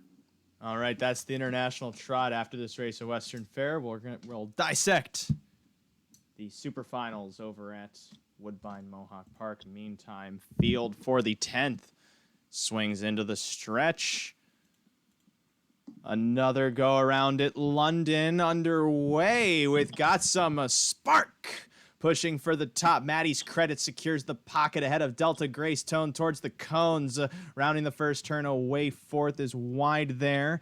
Towards the backside comes New Billionaire trying to sneak into third. Outside comes Fading Shadow, then in towards the rather Large Legacy into fifth towards the backside. Ms. Brandy K from the second tier race is sixth. Fading Shadow then seventh, while Jessica's Legacy rounds the field to the opening quarter. Is the Razor leads with Got Some Spark by about 2 1/4 through a 28-2 first panel. Maddie's Credit sitting the pocket. New Billionaire third, about 3.5 lengths from the top, moving towards the top of the lane first time. Delta Grace Tone then fourth, about 5 lengths from the front, forcing Large Legacy to try and gain some ground wide from fifth as St. Louis sends that one uncovered towards the half. New Billionaire thinking about it, but staying inside, coming towards that half-mile station, up in 58-1, 29-4 in that second quarter around the clubhouse turn once more. Got Some Spark, soon to be met by pressure from Large Legacy. Maddie's Credit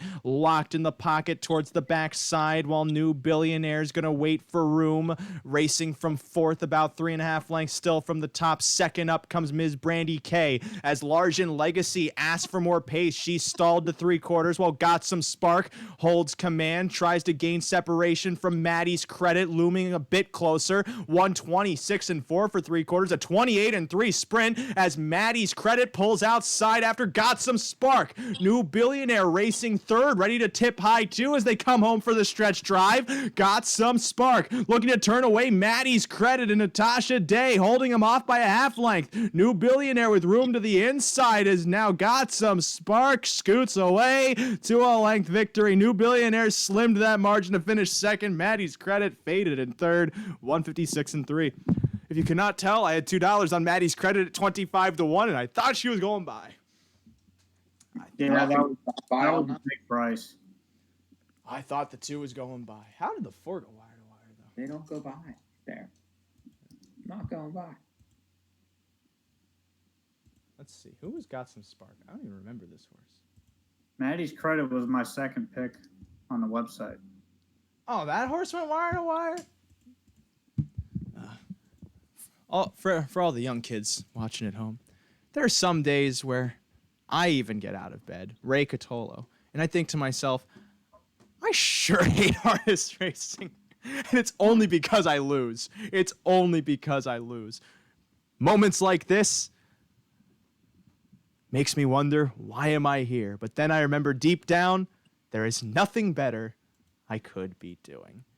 When's Russ coming on? That's a good question. It's 10:30. He should be coming on around 10:45, but we do have to go into. He's gonna be wanting to watch that baseball game. What's the baseball game? Nationals. That's why we're going to roll right through the super finals, and then we're going to roll right into Rosecroft. Ontario Sire Stakes Super Finals tomorrow night at Woodbine Mohawk Park. Eight finals, $250,000 purse each, totaling in $500 million or something like that. Let's start with the first one. 3-year-old trotting fillies. It's $225,000. Never mind. Inflation has not been kind to the Canadian dollar. in this division has Bright Eyes M as the favorite, entering off a 153-4 victory in the last preliminary of Gold at Woodbine Mohawk Park. Outside of that, Have One For Me has raced well earlier in the season, won the SBOA final here at Woodbine Mohawk Park back in May, but has since fallen off form for trainer Richard Nifty Norman, but gets an inside draw and picks up Dexter Dunn, and it's listed at 5-1 on the morning line. Mike's our resident Mohawk expert, so Mike, I trust you have the winner in this race. Well, I don't know about that. I like the one. I like Have One. You're not going to like what I have to say about her then. I like Dexter Dunn getting on this horse, second Lasix. Macdonald's been driving pretty much all year long, and this horse has done well in these gold races. Kind of has struggled against the Grand Circuit types, but in these gold spots, this horse has used speed and raced well. Now gets second Lasix. Now gets the driver change to put her into the race. I think that she's very live here, and probably will get ignored in a race that can be had. There's really hasn't been any dominant horse all year long. A lot of these times they're taking turns beating each other. So, and Bright Eyes in that last race, just got a stone cold perfect setup on a racetrack that she liked. So I'm not really big on her. I like the post. I think that the one is definitely worth a play, and I can also see the two. Hasn't been in these gold spots recently. Keeps McClure was bet last time, and he really didn't drive to win the race. I mean, I hate to say that, but it's true. He tends to take care of horses when the big spots are coming up. Well, this is a big spot. I would imagine she'll be raced hard. I was 1-2. Now, would it sway you at all to know that I talked to Nifty Norman for a Standardbred Canada feature earlier this week? I talked to him about this filly, and he basically had very little positive things to say about her, and really is just trying to get one more check out of her before they send her to the breeding shed. Okay, well, I don't really know anything like that, but I just, I do feel like she has a chance in the race. Maybe she doesn't. He would know more than me. Okay. That said, I feel for a price to throw on, Royal Esteem was racing decently in the gold earlier in the year. Finished second behind Teddy's Little Angel, who I also felt could have been a contender. But in her most recent start in the gold, did go off stride, tossed that race. She's mostly been sitting towards the front in overnights. She won by 8 lengths after exiting the Casual Breeze when she finished fourth to Only Take Cash, who we all know is a decent trotting filly from Ohio for Bob McIntosh. And she did that going mostly first over from the back of the field. Has gone decent miles, keeps Louis Waugh. 10-1 on the morning line, I feel like is one to throw on, if not for win, for the exotics. How about you, Rod? I like Royal Rhythm a little bit here from the inside. Should get a pretty decent trip. Bob McClure stays on. Doesn't seem like the fastest in the field, but should be able to work out the best trip in this spot. I think this is a nice inside post. This horse has a little bit of early speed and should be using it here in a race that, kind of lacks early speed. You're going to have like the 7 Bright Eyes M going out of there and probably the 8 Royal Esteem. Bob McClure is going to have this horse in the right spot in this race, and I think you're going to see a big effort from this filly in this race where she should be competitive anyways, where she's had 2 easy trips back to back. So look for this one to pop at a price. All right, what's great is that the next division of Super Finals is the one for the 2-year-old pacing fillies, and it's Alicorn, the filly that has been dominating the Gold Series all season long. Her only misstep came in the Battle of the Bells when she tried to get to the front, but then went off stride when having to go too fast, but has since not really taken any sort of misstep. So, do any of us think Alicorn loses this race? No. I don't think she loses, but keep it on the 5 for exotics. This horse has raced very well his last 2 starts, especially last time. Now gets Dexter Dunn. Big chance to get a piece underneath. And also the 10 is another one that could probably get some exotic monies at a price. So. All right, next up, the final for 2-year-old trotting fillies. Main 2 contenders in this race, Weinrack Hanover, the 2 entering off of consecutive victories in gold prelims, and then Jula She's Magic, who went off stride in the last prelim over at Flamborough, but dominated by 6 lengths in the one before that, in the penultimate prelim, you could say, over at Woodbine Mohawk Park. I, for one, think if Jula She's Magic stays flat, she has a decent chance to win, and you get a bit of value on the board for that chaos factor of whether she stays flat or not, but I understand if that might not necessarily be value to other people. But Mike, is Weinrack Hanover really that decisive a favorite to you? Not really, no. This is a really wide open race. I'm going to go for a price here, and that's the 8 Intense Justice, who's getting an equipment change, has a massive qualifier, raced very well earlier in the season. In some of these Grand Circuit races prior to going off stride here a couple times in a row. I like the equipment change. I like the wide open nature of the race, and I think that this horse has a huge chance. 15-1 morning line. Another horse. I do agree with you about the 4. If she stays flat, she's going to be tough. But the 10 is interesting at a price because she tends to sit and make one move. And, I know she has a lot of shares. She has, 8 shares in 10 races, only that 1 win. But, again, gets a massive driver switch, is going to sit in one punch. Similar if you look at that August 20th line when she kicked 27-2, the race shape suits her quite well, and I think that she could get a piece. So I was 8 and 10 in this race. Mm-hmm. Yeah, Norman felt that She-Rox Kemp could get into the mix if they go a bit fast up front, because she does trot to the finish well. His one qualm was that he thinks he raced her too much this year. She only had 10 starts. I mean, yeah. But Rod, it sounded like you were also on Intense Justice. Yeah, I am. I think this filly's got a ton of talent. She just has to hold it together. That's really the only key with her. If she does, she's got a big shot, and she's going to be the right price, adding the trot hobbles. I think a driver like Chris Christoforou, this is his type of race. They're 2-year-old trotting fillies. He does well with these types, and I really like this horse in this spot. The other one that I would be playing here is the 4, Jula She's Magic. Raw speed, she's probably the fastest one in the group right now, but she's another one. She's very iffy with those gate breaks, so you got to be cautious there. But those are the 2 horses I'm on. Race 5, the final for the 2-year-old Pacing Colts. I understand YS Matisse is probably the horse to beat. He has a ton of class. He's raced well on the circuit, and he finished 4th in the Metro Pace. I think he was 4th in the Metro Pace. He was 5th in the Metro Pace. Pardon me. I hope you can give me forgiveness, Jesus H. Christ. Aside from YS Matisse, 2 horses appealed to me on paper. Rhythm in Motion for Benoit Baerjan got his maiden victory dropping out of the Gold Series, but then right after that, raced well in a condition race, and then over at London, prompted a fairly quick pace up front that set up for Beach Blanket Book to pull off an upset in his division of the Gold.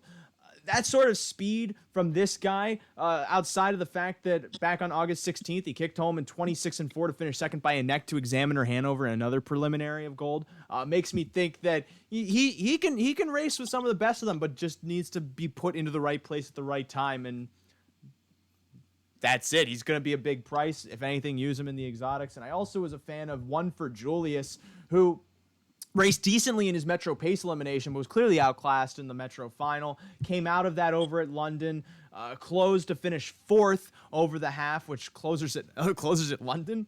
You might as well just try and order General Tso's chicken at a delicatessen. But One for Julius ultimately is raced well over the bigger track, and perhaps the return to that can help him return to form as well. So I think the 3 and the 8 are decent price plays in the 2-year-old Pacing Colt Final. How about you, Mike? I agree on the 8. That's my top pick in the race for all the reasons you said. Really no chance in the Metro, but, has raced well in these spots. You're going to get a big enough price to be interested. YS Mathis, I really liked in the Metro and was a little bit flat, and then, kind of took some time off and probably should have won at London and didn't, and really wasn't bet there either. So, can, he win? Of course he can. I mean, he's going to be the big favorite. Tattoo Artist is not without a shot. Really couldn't win that race at London going 55-4 to start, and you get Dexter Dunn here, another obviously somebody I like. So 8 and 7 are my two prices there. And Rod? I'm on Tattoo Artist. I think about, what was it, 2 months ago? I mentioned to Mike after this horse won, he's a big growthy colt, and he would get better as the season went on. The race at London, Nice horse. yeah, the race at London, I completely tossed that because that's a hard race for a horse, especially a 2-year-old his size, to get around that track first time on the half. I expected him to get beaten. I actually picked him second at what was he, 1-5 or 1-9, whatever. Lost it 1-9.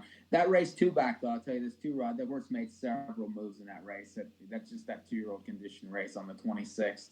That horse raced huge that night. So yeah, I mean he's got a ton of talent, and you get Dexter Dunn to drive now. I love this horse in this race tomorrow. Tattoo Artist. Bang, bang. All right, we'll continue this onslaught of Ontario Sire Stakes rip-through reviews, or previews, I should say, after the 10th race of the Meadowlands, as it's getting ready to go to the gate.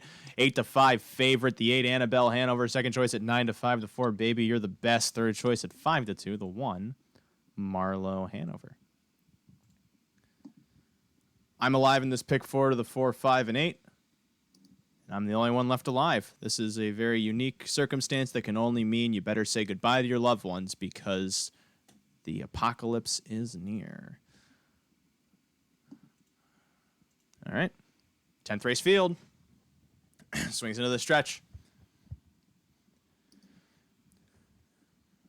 Field is in motion and approaching the start.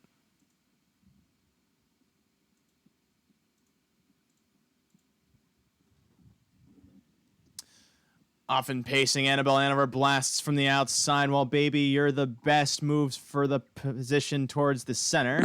Marlowe Hanover then to the inside also moves out towards the first turn as Shining Beauty shook her head, takes towards the back of the field heading to the opening quarter. Annabelle Hanover clears Marlowe Hanover while Baby You're the Best sits third, about half in, half out, ahead of Caviar's Sunkissed in fourth. Then Firefly fifth, Shining Beauty sits sixth, ahead of Real Long Hanover 7th, and BJ's Rocket in the rear through a 28-3 opening quarter. Entering the back stretch, Annabelle Hanover at 6-5, in front of Marlowe Hanover by 2 lengths now, beginning to gain some separation, while Baby You're the Best stays put from third, moving past 3/8 and towards the half-mile mark. Caviar's Sunkissed fourth as Firefly tries to flush cover from fifth, ahead of Shining Beauty, also tipping outside. Behind that one, Real Long Hanover also angles off the cones with BJ's Rocket still last through a 58-second half-mile. 29-2, that second quarter, moving to the far turn. Annabelle Hanover begins to separate from Marlowe Hanover. That one tries to chase and gain ground on the pace setter towards 3/4, while Baby You're the Best now races 4 lengths from the front in third. Caviar's Sunkissed still fourth. Firefly abandoned that attempt for cover as she gives chase from fifth, ahead of Shining Beauty, now tipping wide from sixth towards the back of the field. She has about 12 lengths to make up on Annabelle Hanover, cruising past 3/4 in 1:26, a 28-second clip. She veers wide into the stretch, leaving room for Marlowe Hanover to slip through, but Baby You're the Best also surges 2 from third. Marlowe Hanover gets past Annabelle Hanover, but she battles back to the outside. Baby You're the Best looks for room for Dave Miller as Annabelle Hanover clings to the lead. Marlowe Hanover to the inside. Baby You're the Best outside, but Annabelle Hanover turned her away. Marlowe Hanover settled for second. Baby You're the Best angled wide, but settled for third. 153-3. I'd be lucky if this pick 4 pays $12. Exactly. However, Out. Hammer Time can make it pay something. Hammer time could. You need to be a little hammer time here. We can't. We That need song to is catch something that because song this is has been a really tough night. that song is heavily copyrighted. If we play it, MC Hammer comes to my house and kicks me in the nuts. Ooh, I really Let's don't play want it. that. I really do not want that. let's play it. I don't know. I have to protect any sort of, lineage that I intend to continue. Unless the planet just melts, in which case I don't really want my kids to drown. Let's move on to the final for 2-year-old trotting colts and geldings. Mike, I had a hard time seeing outside HP Royal Theo. I really did.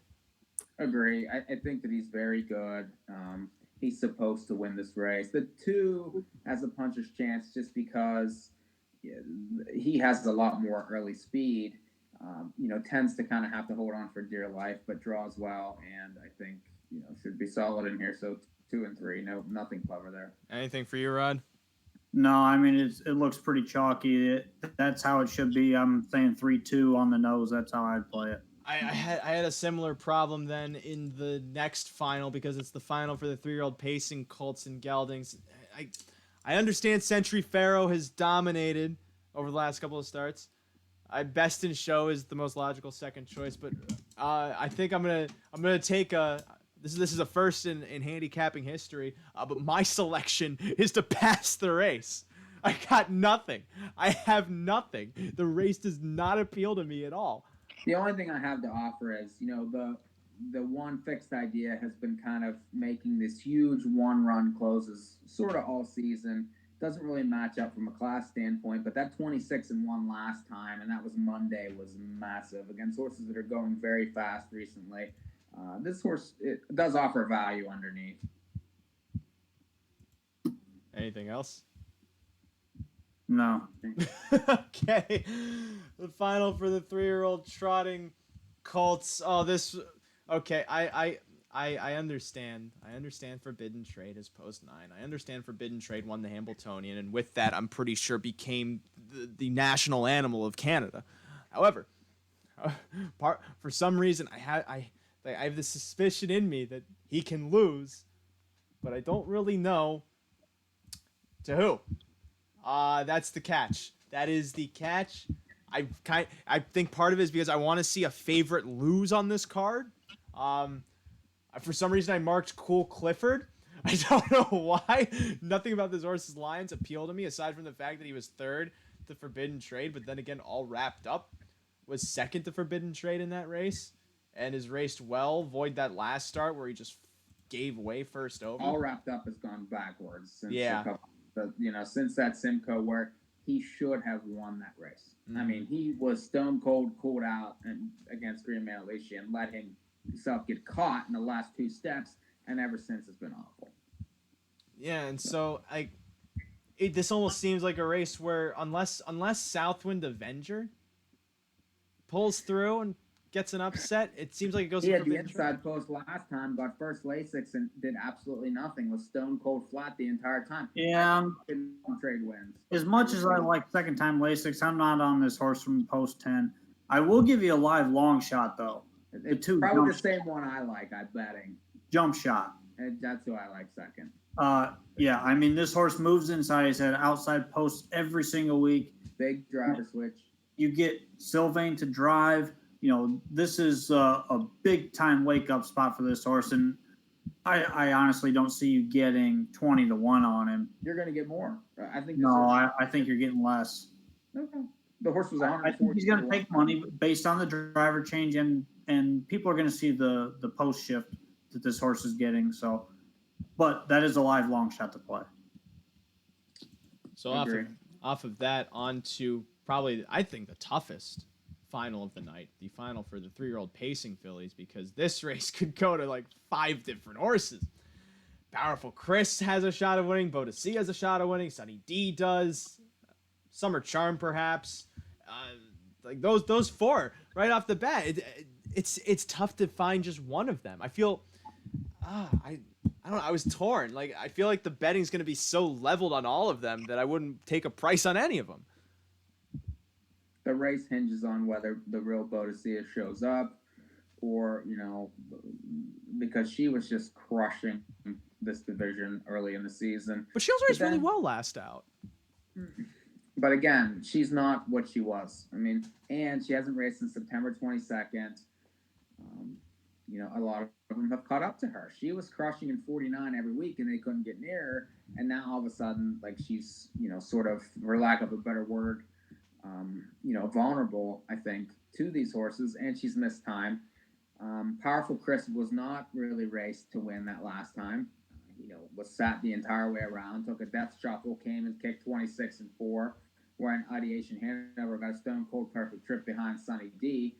I think the wild card in the race is the 4 Summer Charm, who was raced, in Kentucky, and only has 1 win, but qualified pretty well here on October 5th, and that was in Lexington. 26-2 kicker. The fact that it's in the race, and could get sort of a kind of mid-level stocking trip, you're going to get a price. You get Dexter done again. That seems to be a little bit of a common theme for me here. I like the 1 and 4 in the race. I think that it's the 3's race to win if the 2 doesn't show up. Like you said, many variations. It's extremely difficult. But so it's a good race. that last race, Bodicea went, parked the whole mile, 26-3 to the quarter, 54 to the half, 122 to 3/4, finished second only by 2 lengths. And then was second to Tall Drink Hanover in the Simcoe. It seems But like she's had 1 race in like 6 weeks. 1. I mean, you can't ignore that. I don't think it matters for her though. We'll see. Well, if you look, you see that July 27th line. Before that, there were 7 more wins that were all 1s, and ever since then, she hasn't won. So I mean, that's another thing. But one thing is when horses get brutalized like that last race at Flamborough with the 2 Bodicea, sometimes they regress after that. That was an extremely tough mile. I expect a little regression there. So I'm on the 1 Powerful Chris. Got buried on the rail last time. Bravened up for this race. Draws the rail. This is the spot. He's going. Bob McClure is going to fire this thing right to the lead. Try to put as many as he can in the hole, and look to pounce out of the 2-hole top of the stretch and go by these things. All right. By the way. That works for me, but wait. What's this? Who is this? Is it Ross? Da da da da da da da da. It's a roof.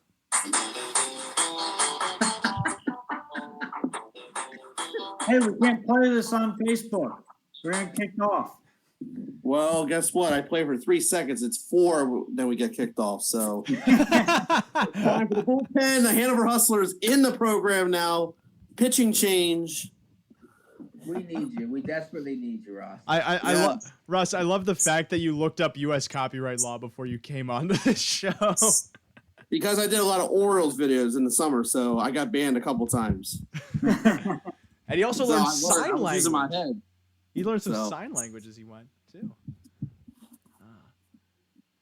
I don't know. But anyway, how you guys doing tonight? Oh, things have been going swimmingly. My voice is almost gone, so you came on at the right time. Great. So how was that monologue? Still have the no-hitter, Ross? They still Yes, the no-hitter's still live. I got it on one TV, and I'm listening to you guys, so it's a little anticlimactic at the moment. I knew you'd be excited for this. I knew you'd be excited with the no-hitter going. Yeah, let's talk about these 3 magical races here at Rosecroft on Sunday. Oh yes, that's the only way you could describe Rosecroft 2 is magical. Magical, baby. That's all I can say. Trying to be professional. So, all right. So race 4 Sunday. Start. No, race 10. We're doing the second one. Yeah, I said that earlier. You didn't send it to me. I said that earlier, Mike, right at the beginning of the show. Mike, to be fair, I'm in the same boat as you right now, so this is gonna be interesting. That's all right. We have Russ. That's all we need. Yeah, we just Russ knows more than any of us about Rosecroft. But Russ, let's walk you through this. Let's walk you through this. The man who knows more about this than we do. Race 10. Maryland preferred non-winners of $4,000. Last 4 starts are $20,000 in 2019. Also eligible higher money earners to draw outside. Rosecroft Trackman Selections 3126. Want a program or racing form for tomorrow? Go to the first floor bar. That's the condition for this race. $6,500 purse. Russ, 9 horses going posted. Of course, one of the common things with Rosecroft. Full fields consistently. Yeah. Benefits you in this pick 3 sequence, but is this one of those famous Rosecroft races where there's just one big standout? No, this is actually a pretty good race on paper. I mean, there's actually horses that can go forward. That I do enjoy. Mm-hmm. And I saw you told me that the Trackman's top pick was a 3. I do not have him anywhere. Ooh. So I don't know what that's about, but hey. That horse is junk. Anyway. Yeah, but anyway, I'm going to go with the 8-horse Street Boy with J. Rob and the bike for Trevor Stafford. And the owner, you may know this name, everybody, Renee Allard. Oh. I'm sure you guys heard of that. A couple of weeks ago, I used this horse as my top choice with Russell Foster in the bike. And he came home in 28-4. Not a bad mile for not worth a 4,000. And what is today's condition? Not worth a 4,000. Not worth a 4,000. Not worth a 4,000.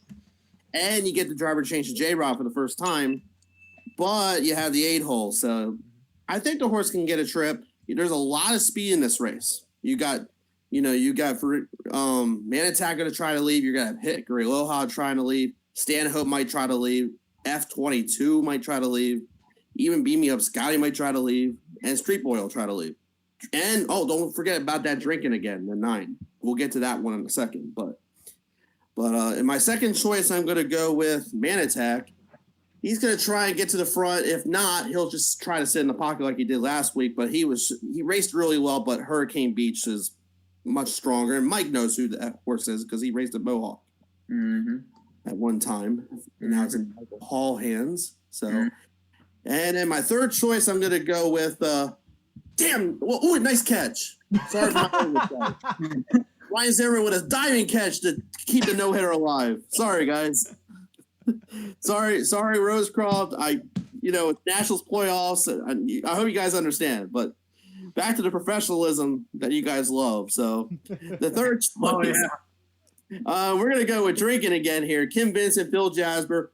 I don't know if you guys noticed something about this horse. Doesn't win a lot. I mean, the horse always tries. Have you guys noticed here 26 seconds for drinking again? 20, that's a lot of seconds. So He horse must be loves to drinking hit the again ball. when he's out there.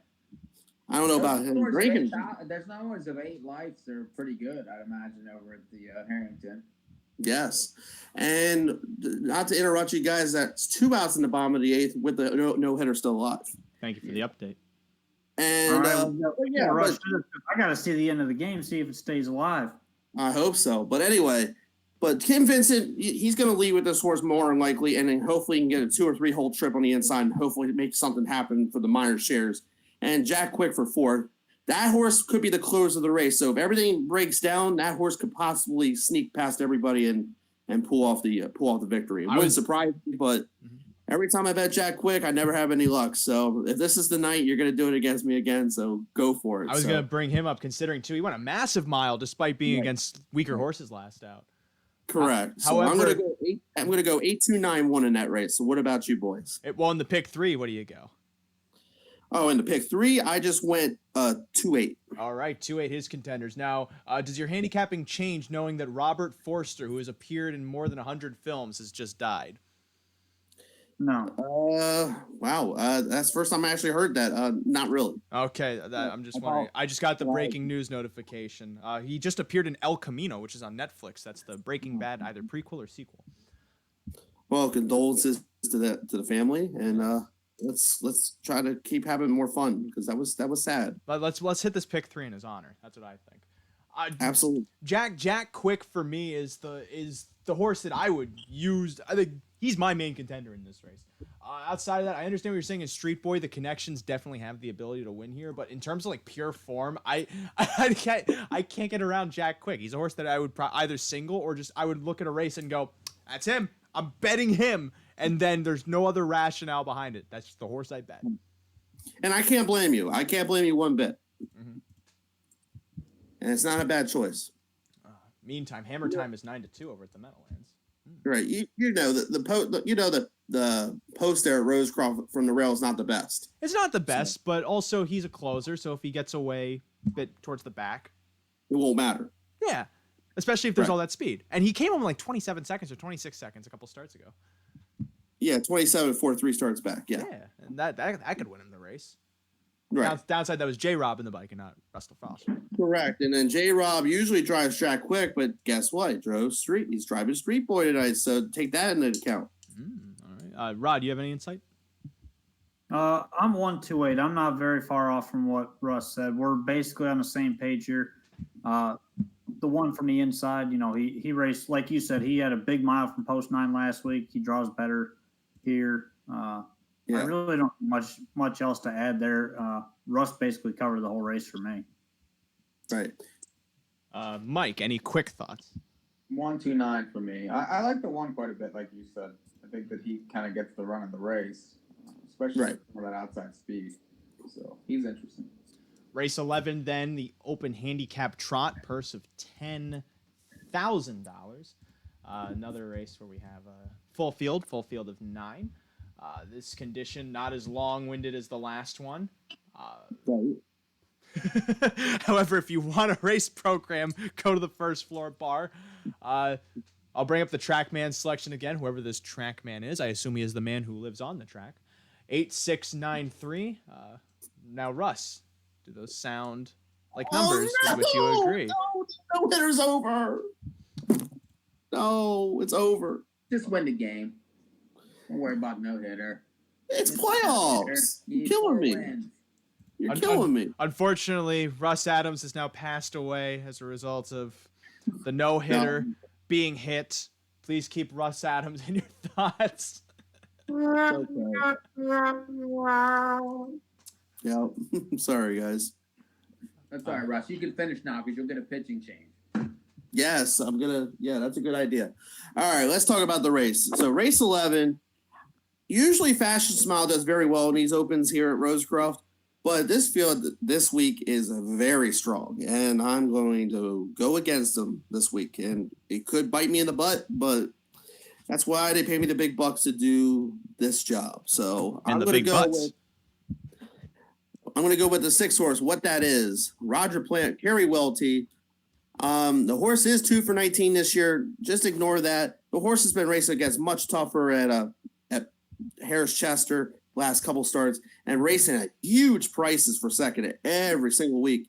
And I don't know if you guys remember that horse at Chester a couple weeks ago that paid like $200 or $300 some dollars to win. That horse, the horse in this race who finished second, was in the same race. Oh, that certainly would be a key race then. The 99 to 1 shot.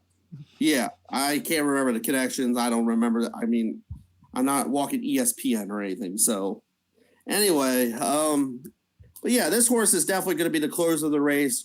Should get a good trip. Now, I would think taking a little bit of a drop into the open at Rosecroft would be very beneficial for this horse. Roger Plant Jr. is a very good trot driver here at Rosecroft, has a lot of victories here, especially in these trot-type races. So I'm going to give the edge to him. And then the second choice, I am going to go with the 3, EIEIO. And so I'm not going to Right. I'm not going to go no barnyard songs for you guys, but anyway, I think this horse could be the speed of the race with, with the 8 Fashion Smile. If those two ding dong, like I think it's going to happen, and then the 6, what that is, will swoop past both of them for the victory. That's what I'm hoping for. But you know how it is in horse racing. It doesn't always come out the way you want it. So, but expect the 3 to be out on the front. You get Wagner back here at Rosecroft after spending a couple races at Pocono, made a break in the stretch 2 starts back as the favorite, and then came back with Tower Buter and got a 3rd. Not a bad mile, but, got a little tired at the end. And then my 3rd choice, I'm going to go with the 9, Monteverdi. Horse raced on Wednesday, actually. Raced very well in the non-winners of 13,000 race, and made a 3-wide move. I don't know why they didn't mark that, but it should have been. But anyway, Foster pretty much got to the lead right around the stretch and just dominated the rest of the race. He could have won that race by more. And quite frankly, he was 9 to 1. I could not believe that. Now, tonight, you get the 9 hole. You get Foster stays with the horse, or Eric Foster. Could the horse win? Sure. Needs a trip, 9 hole, a little difficult. Wouldn't surprise me. And then I'm going to go with Fashion Smile for 4th. I think this race is a little tough this week. You got all these other horses coming from out of town. Usually Fashion Smile wins these races, but I'm not feeling it. A horse has got to go faster than 56 to win this, and I think it's going to go like 54 and something. So I'm going to put that was 4th. So that's what I think. 6, 3, 9, 8. I'm going to use all 4 of them in the pick 3. Oh, okay. This definitely seems like the kind of race of that, too, considering Fashion Smile. Although he has won those last 2 races, that last race, he got to the half in 58 and 1. It was just Yeah. so once that happens, like there's Right. no reason he should lose. I was gonna bring up the 9, Monteverdi, because those races at Harrington are probably of the same level as this, if not slightly better. And that outside post isn't necessarily the worst. The downside is whether or not Fashion Smile gets pressed on the front as hard as he Right. should. EIEIO, I definitely like because this horse makes first over moves. I like horses that move in races, and I know that you like that too, since for the first half of the year you had to handicap mostly horses that went backwards. Good on you for that. For me, ultimately though, I would probably take I would try and just take the 369, try and beat the 8 in all honesty. Yeah, that's what I'm trying to do here too. So How about you, Rod? I'm pretty chalky here. I just like the 6 and the 8. The 8 obvious off of 2 straight wins in the Open since coming back to Rosecroft, and the 6 shipping in from Harris Philly, facing some pretty tough company there. Hold on, just- stop! Hammer What? time! Hammer time's winning at the Meadowlands. 5-1. My pick 3 bang. comes in. My pick 4 comes in. nice job, Ray. $12 pick 4 posted at NAHUpicks.com. It What is that? pays for 50 cents, $90. Nice. All that. Yeah, and I had never mind. He went off 7-2, and I cash on that. Congratulations. I wasn't even paying attention. I was, That's but correct. please go back We to what talked about the you. horse before the show. I'm sorry, Rod. I was just doing that thing you do, where you do something good and you want people to know, so you tell them about it. All right, go back to what you were talking about. Yeah. I was basically done. The 6 was my other one, shipping in from tougher races out at Harris, Philly, and Pocono. A must throw in. I guess it's a step up in class, but it's really a step down. So 6 and 8. How about you, Mike? The only thing I do have to offer in the race is I'm surprised that Russ doesn't mention the 2 at all, who got Lasix last time, stepped up in class, and really was not disgraced whatsoever against Fashion Smile, and now draws inside again, gets second Lasix, is going to be a big price, could get another trip, and especially some of the favorites have outside posts here. This horse is very interesting to me, especially after the improvement with the Lasix and the step up. So I'll use that one with the 2, 8, and 9, or the 6, 8, and 9. I mean.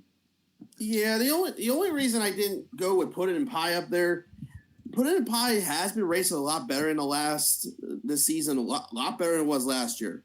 I just, he did get a good, he sat on the rail, got a check, got a dead heat for third, didn't race bad in that race, just sucked along and got a check. He did win 2 starts back at Rosecroft and non-winners of 3,000. Didn't race bad, but went almost 58. You're going to have to go 55 to win this race, and that's the only reason I I couldn't. just feel like that if you're going to look outside the top 3, he might not. Right. Horrible. Right. If you're looking for a horse for the Triumph Super, that's not a bad horse to use. What But would be a bad horse to use? Just out Put it of in curiosity. 12th race. All right, Yeah. fine. Right. Forget if my. you're thinking about that horse to win, no, I'll pay you if that horse wins.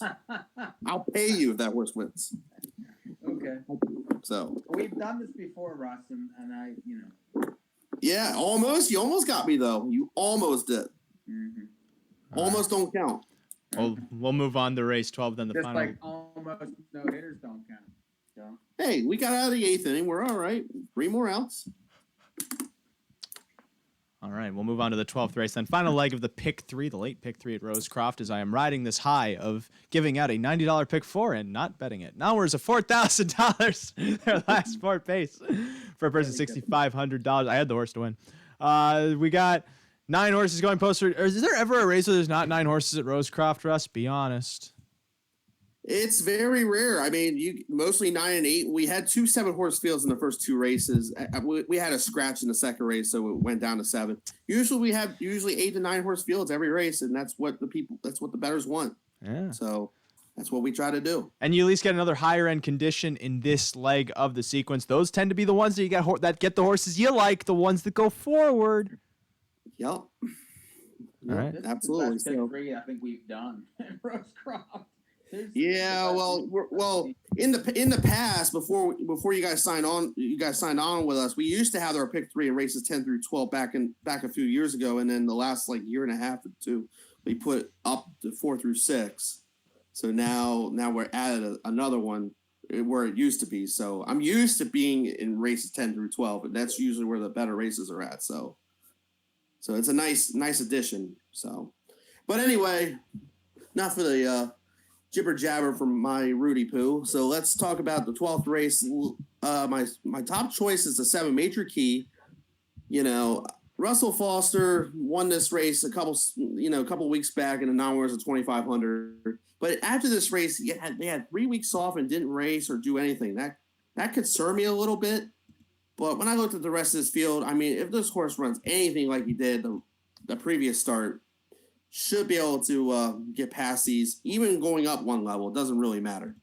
7-2 morning line is a little low. I was hoping for maybe 9-2, maybe 5-1, but hey, it's the way it goes. So I'm going to go with that one. And my second choice, I'm going to go with Arctic Adventure, Frank Milby from Frank Milby. Yes, the horse is a little bit off form in the last couple of races. The horse has burned money a little bit, but this horse can turn, fortunes around. And the horse has all the speed, but we'll have to. If Frank can get some soft fractions, maybe he can turn the tables on Major Key. It's very possible.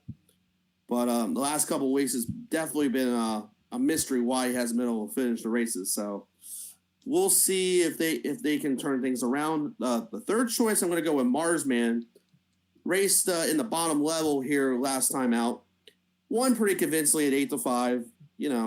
Had the rail, pretty much dominated the race. Now you got to jump up 2 levels, but it wouldn't surprise me at all. I mean, the horse wins 1 of every 4 races, and you get Tyler Davis in the bike. He's been riding a little bit better, and then you get Brian Malone, one of the top trainers here at Rosecroft, and wouldn't surprise me if they were bet down maybe the favorite or second favorite. But I'm gonna try to get this horse to finish 3rd, but it looks like it's going to be nothing but 7-3-2. And then for the 4th place horse, I'm going to go with Sword of the Spirit, Alan Davis and Luis Nunez. Every time they seem like they race here, they always seem to do well for some strange reason. But they won here 2 starts back in the bottom level. Now they're jumping up to the 4,000 level. Could they get a share of this race? Absolutely. So if they won this race, it wouldn't surprise me either. So I'm going to go 7-3-2-1, and I'm only going to use 2, 3, and 7 in the pick 3. So that would be a $12 ticket, by the way. All right. Right. Yes. I thought this was a tough race, as I'm also confused why there's this judge's inquiry still at the Meadowlands. It was a lapped on break by the 5. I don't know what they're trying to look at here. The 3-1. Give me my money. Arctic Adventure, I agree, does have speed, and that speed can go into play. Only issue is that he's been racing against ours at 2,500, moves up into 4,000, but that might not matter if he can just get to the front. If not, that's my Harley does tend to show speed and has raced decently at this level in the past. Maybe more of an exotic type, but that's outside of the 3, only the 4, and then the 7 Major Key were the only other contenders I could muster. I do like the fact that Major Key went first over against Weaker last out and won. That's a positive sign. Dropped the claiming tag in that race too. Now moves up in class. Stays not for sale, for lack of a better term. Those are all positive in my favors, or in my opinion. So I feel like if anything, I could go 3-7 in this race. Maybe throw on the 4. But I agree with you on the 3 Arctic Adventure for the speed. Rod? Right. I'm on the same page as Russ here. Again, 2, 3, and 7 for me. The 2's got speed. He dominated in that first start over the surface last time. Seems to like the 5/8 mile track, and he loves to win. So a must play there. The 3 Arctic Adventure is probably going to be the favorite, I think. Big first over effort last time. Just got a little bit tired late. He's just got to avoid being first over here. And then the 7 Major Key, another one that was first over and won last week. Looks like this horse is coming into his peak form right now. Beat some decent horses last time too. So, this is kind of a soft group for this class, I think. Right. As long as he can work out a trip, he should be right there. 2, 3, 7. Mike? I'm surprised no one mentioned the one, raced well here on September 22nd, then shipped to Freehold and had a terrible trip. And as long as the 3500s are difficult there, that's a tough race. So I don't mind that horse coming back here. I think that this is definitely an easier spot than that. The 6 Sam Crow is also interesting. Has been racing okay. There's now the 4,000. Could get a little bit of a trip here with these connections. So I don't really mind that one. The 7's obvious, and then the 9. This horse ships in from Philly out of those big open claimers. Has had outside posts. Really no chance in those races. This is a better spot. So 1, 6, 7, 9 there. Alrighty, that about does it for this preview of Rosecroft. Russ, anything else you have to add? Wait, why don't we call it Russcroft? I don't think so. I mean, well, they would yell at me if I called it Russcroft. Well, that's the name of your segment on our show now. It's Russcroft with Russ. Well, there you go. But one more thing I wanted to add. I wanted to thank the fans, thanks the bettors for betting Rosecroft for the first 9 cards. We've been our wagering's been up 82% from last year, so Excellent. It's been going fantastic. Bang, bang. Yes, it's been going great, and we'll be racing on Sunday night. 13 races. Sometimes I have to look and see how many races we had. Last week we had 12, so I have to double check and be like, okay, is it 12 or is it 13? He just throws a curveball at me every time. So, yeah, it should be a very good card. And the late post time, yeah, it's been working out. The fans seem to like it. We get more TVG coverage, and NAHU's been helping out. And the picks were good last Sunday. 6 wins. Could have had 9 if I didn't get snapped 3 times at the wire. But it's been going pretty well. But anything else you guys want to add? Well, I was going to say, it's past your bedtime. It's way past Rod's bedtime, and I'm pretty sure Mike has to go make it somebody's bedtime. Oh. Hey, one more thing, Ray. One more thing. Mm-hmm. If you guys are at Shenandoah Downs tomorrow or Charlestown, I will be there in Virginia. If you see me, come say hello. I will sign free autographs. The photos cost extra. No, the photos are free, but if you see me, come say hi. We'll talk about racing if you want. All right, you can catch Russ at Shenandoah Downs in the afternoon and then Charlestown in the evening, going from Virginia to West Virginia. It's not that far of a drive, though, between those two. Gotta Yeah. go west. Yes. All No, right. no international trot for me, but I do think the 5-horse wins that race in the international trot, by the way. He's got the same one Rod and I do, and Frank Catolo, my father. Not winning. After all that said, all that done, we've talked a lot about horses that can win, horses that can lose, horses that have won, and horses that have lost. However, after giving out a $90 pick 4 and winning $9 on the horse to win, I must now go roll in my profits. So it is time for this meeting of North American Horse Update to adjourn. Next week, you'll have Mike and Rod for the Breeders' Crown eliminations. I will be off-site doing something else, performing something else, because I have not yet found a way to have my body in 2 places at once. Once I'm able to discover that, then the world as we know it will be over. This has been another edition of North American Horrors Update. I'm really too rich to do this show now because I got $9. I have $9 in my pocket. I really don't need to do this anymore. I'm free. See you next time. Pizza.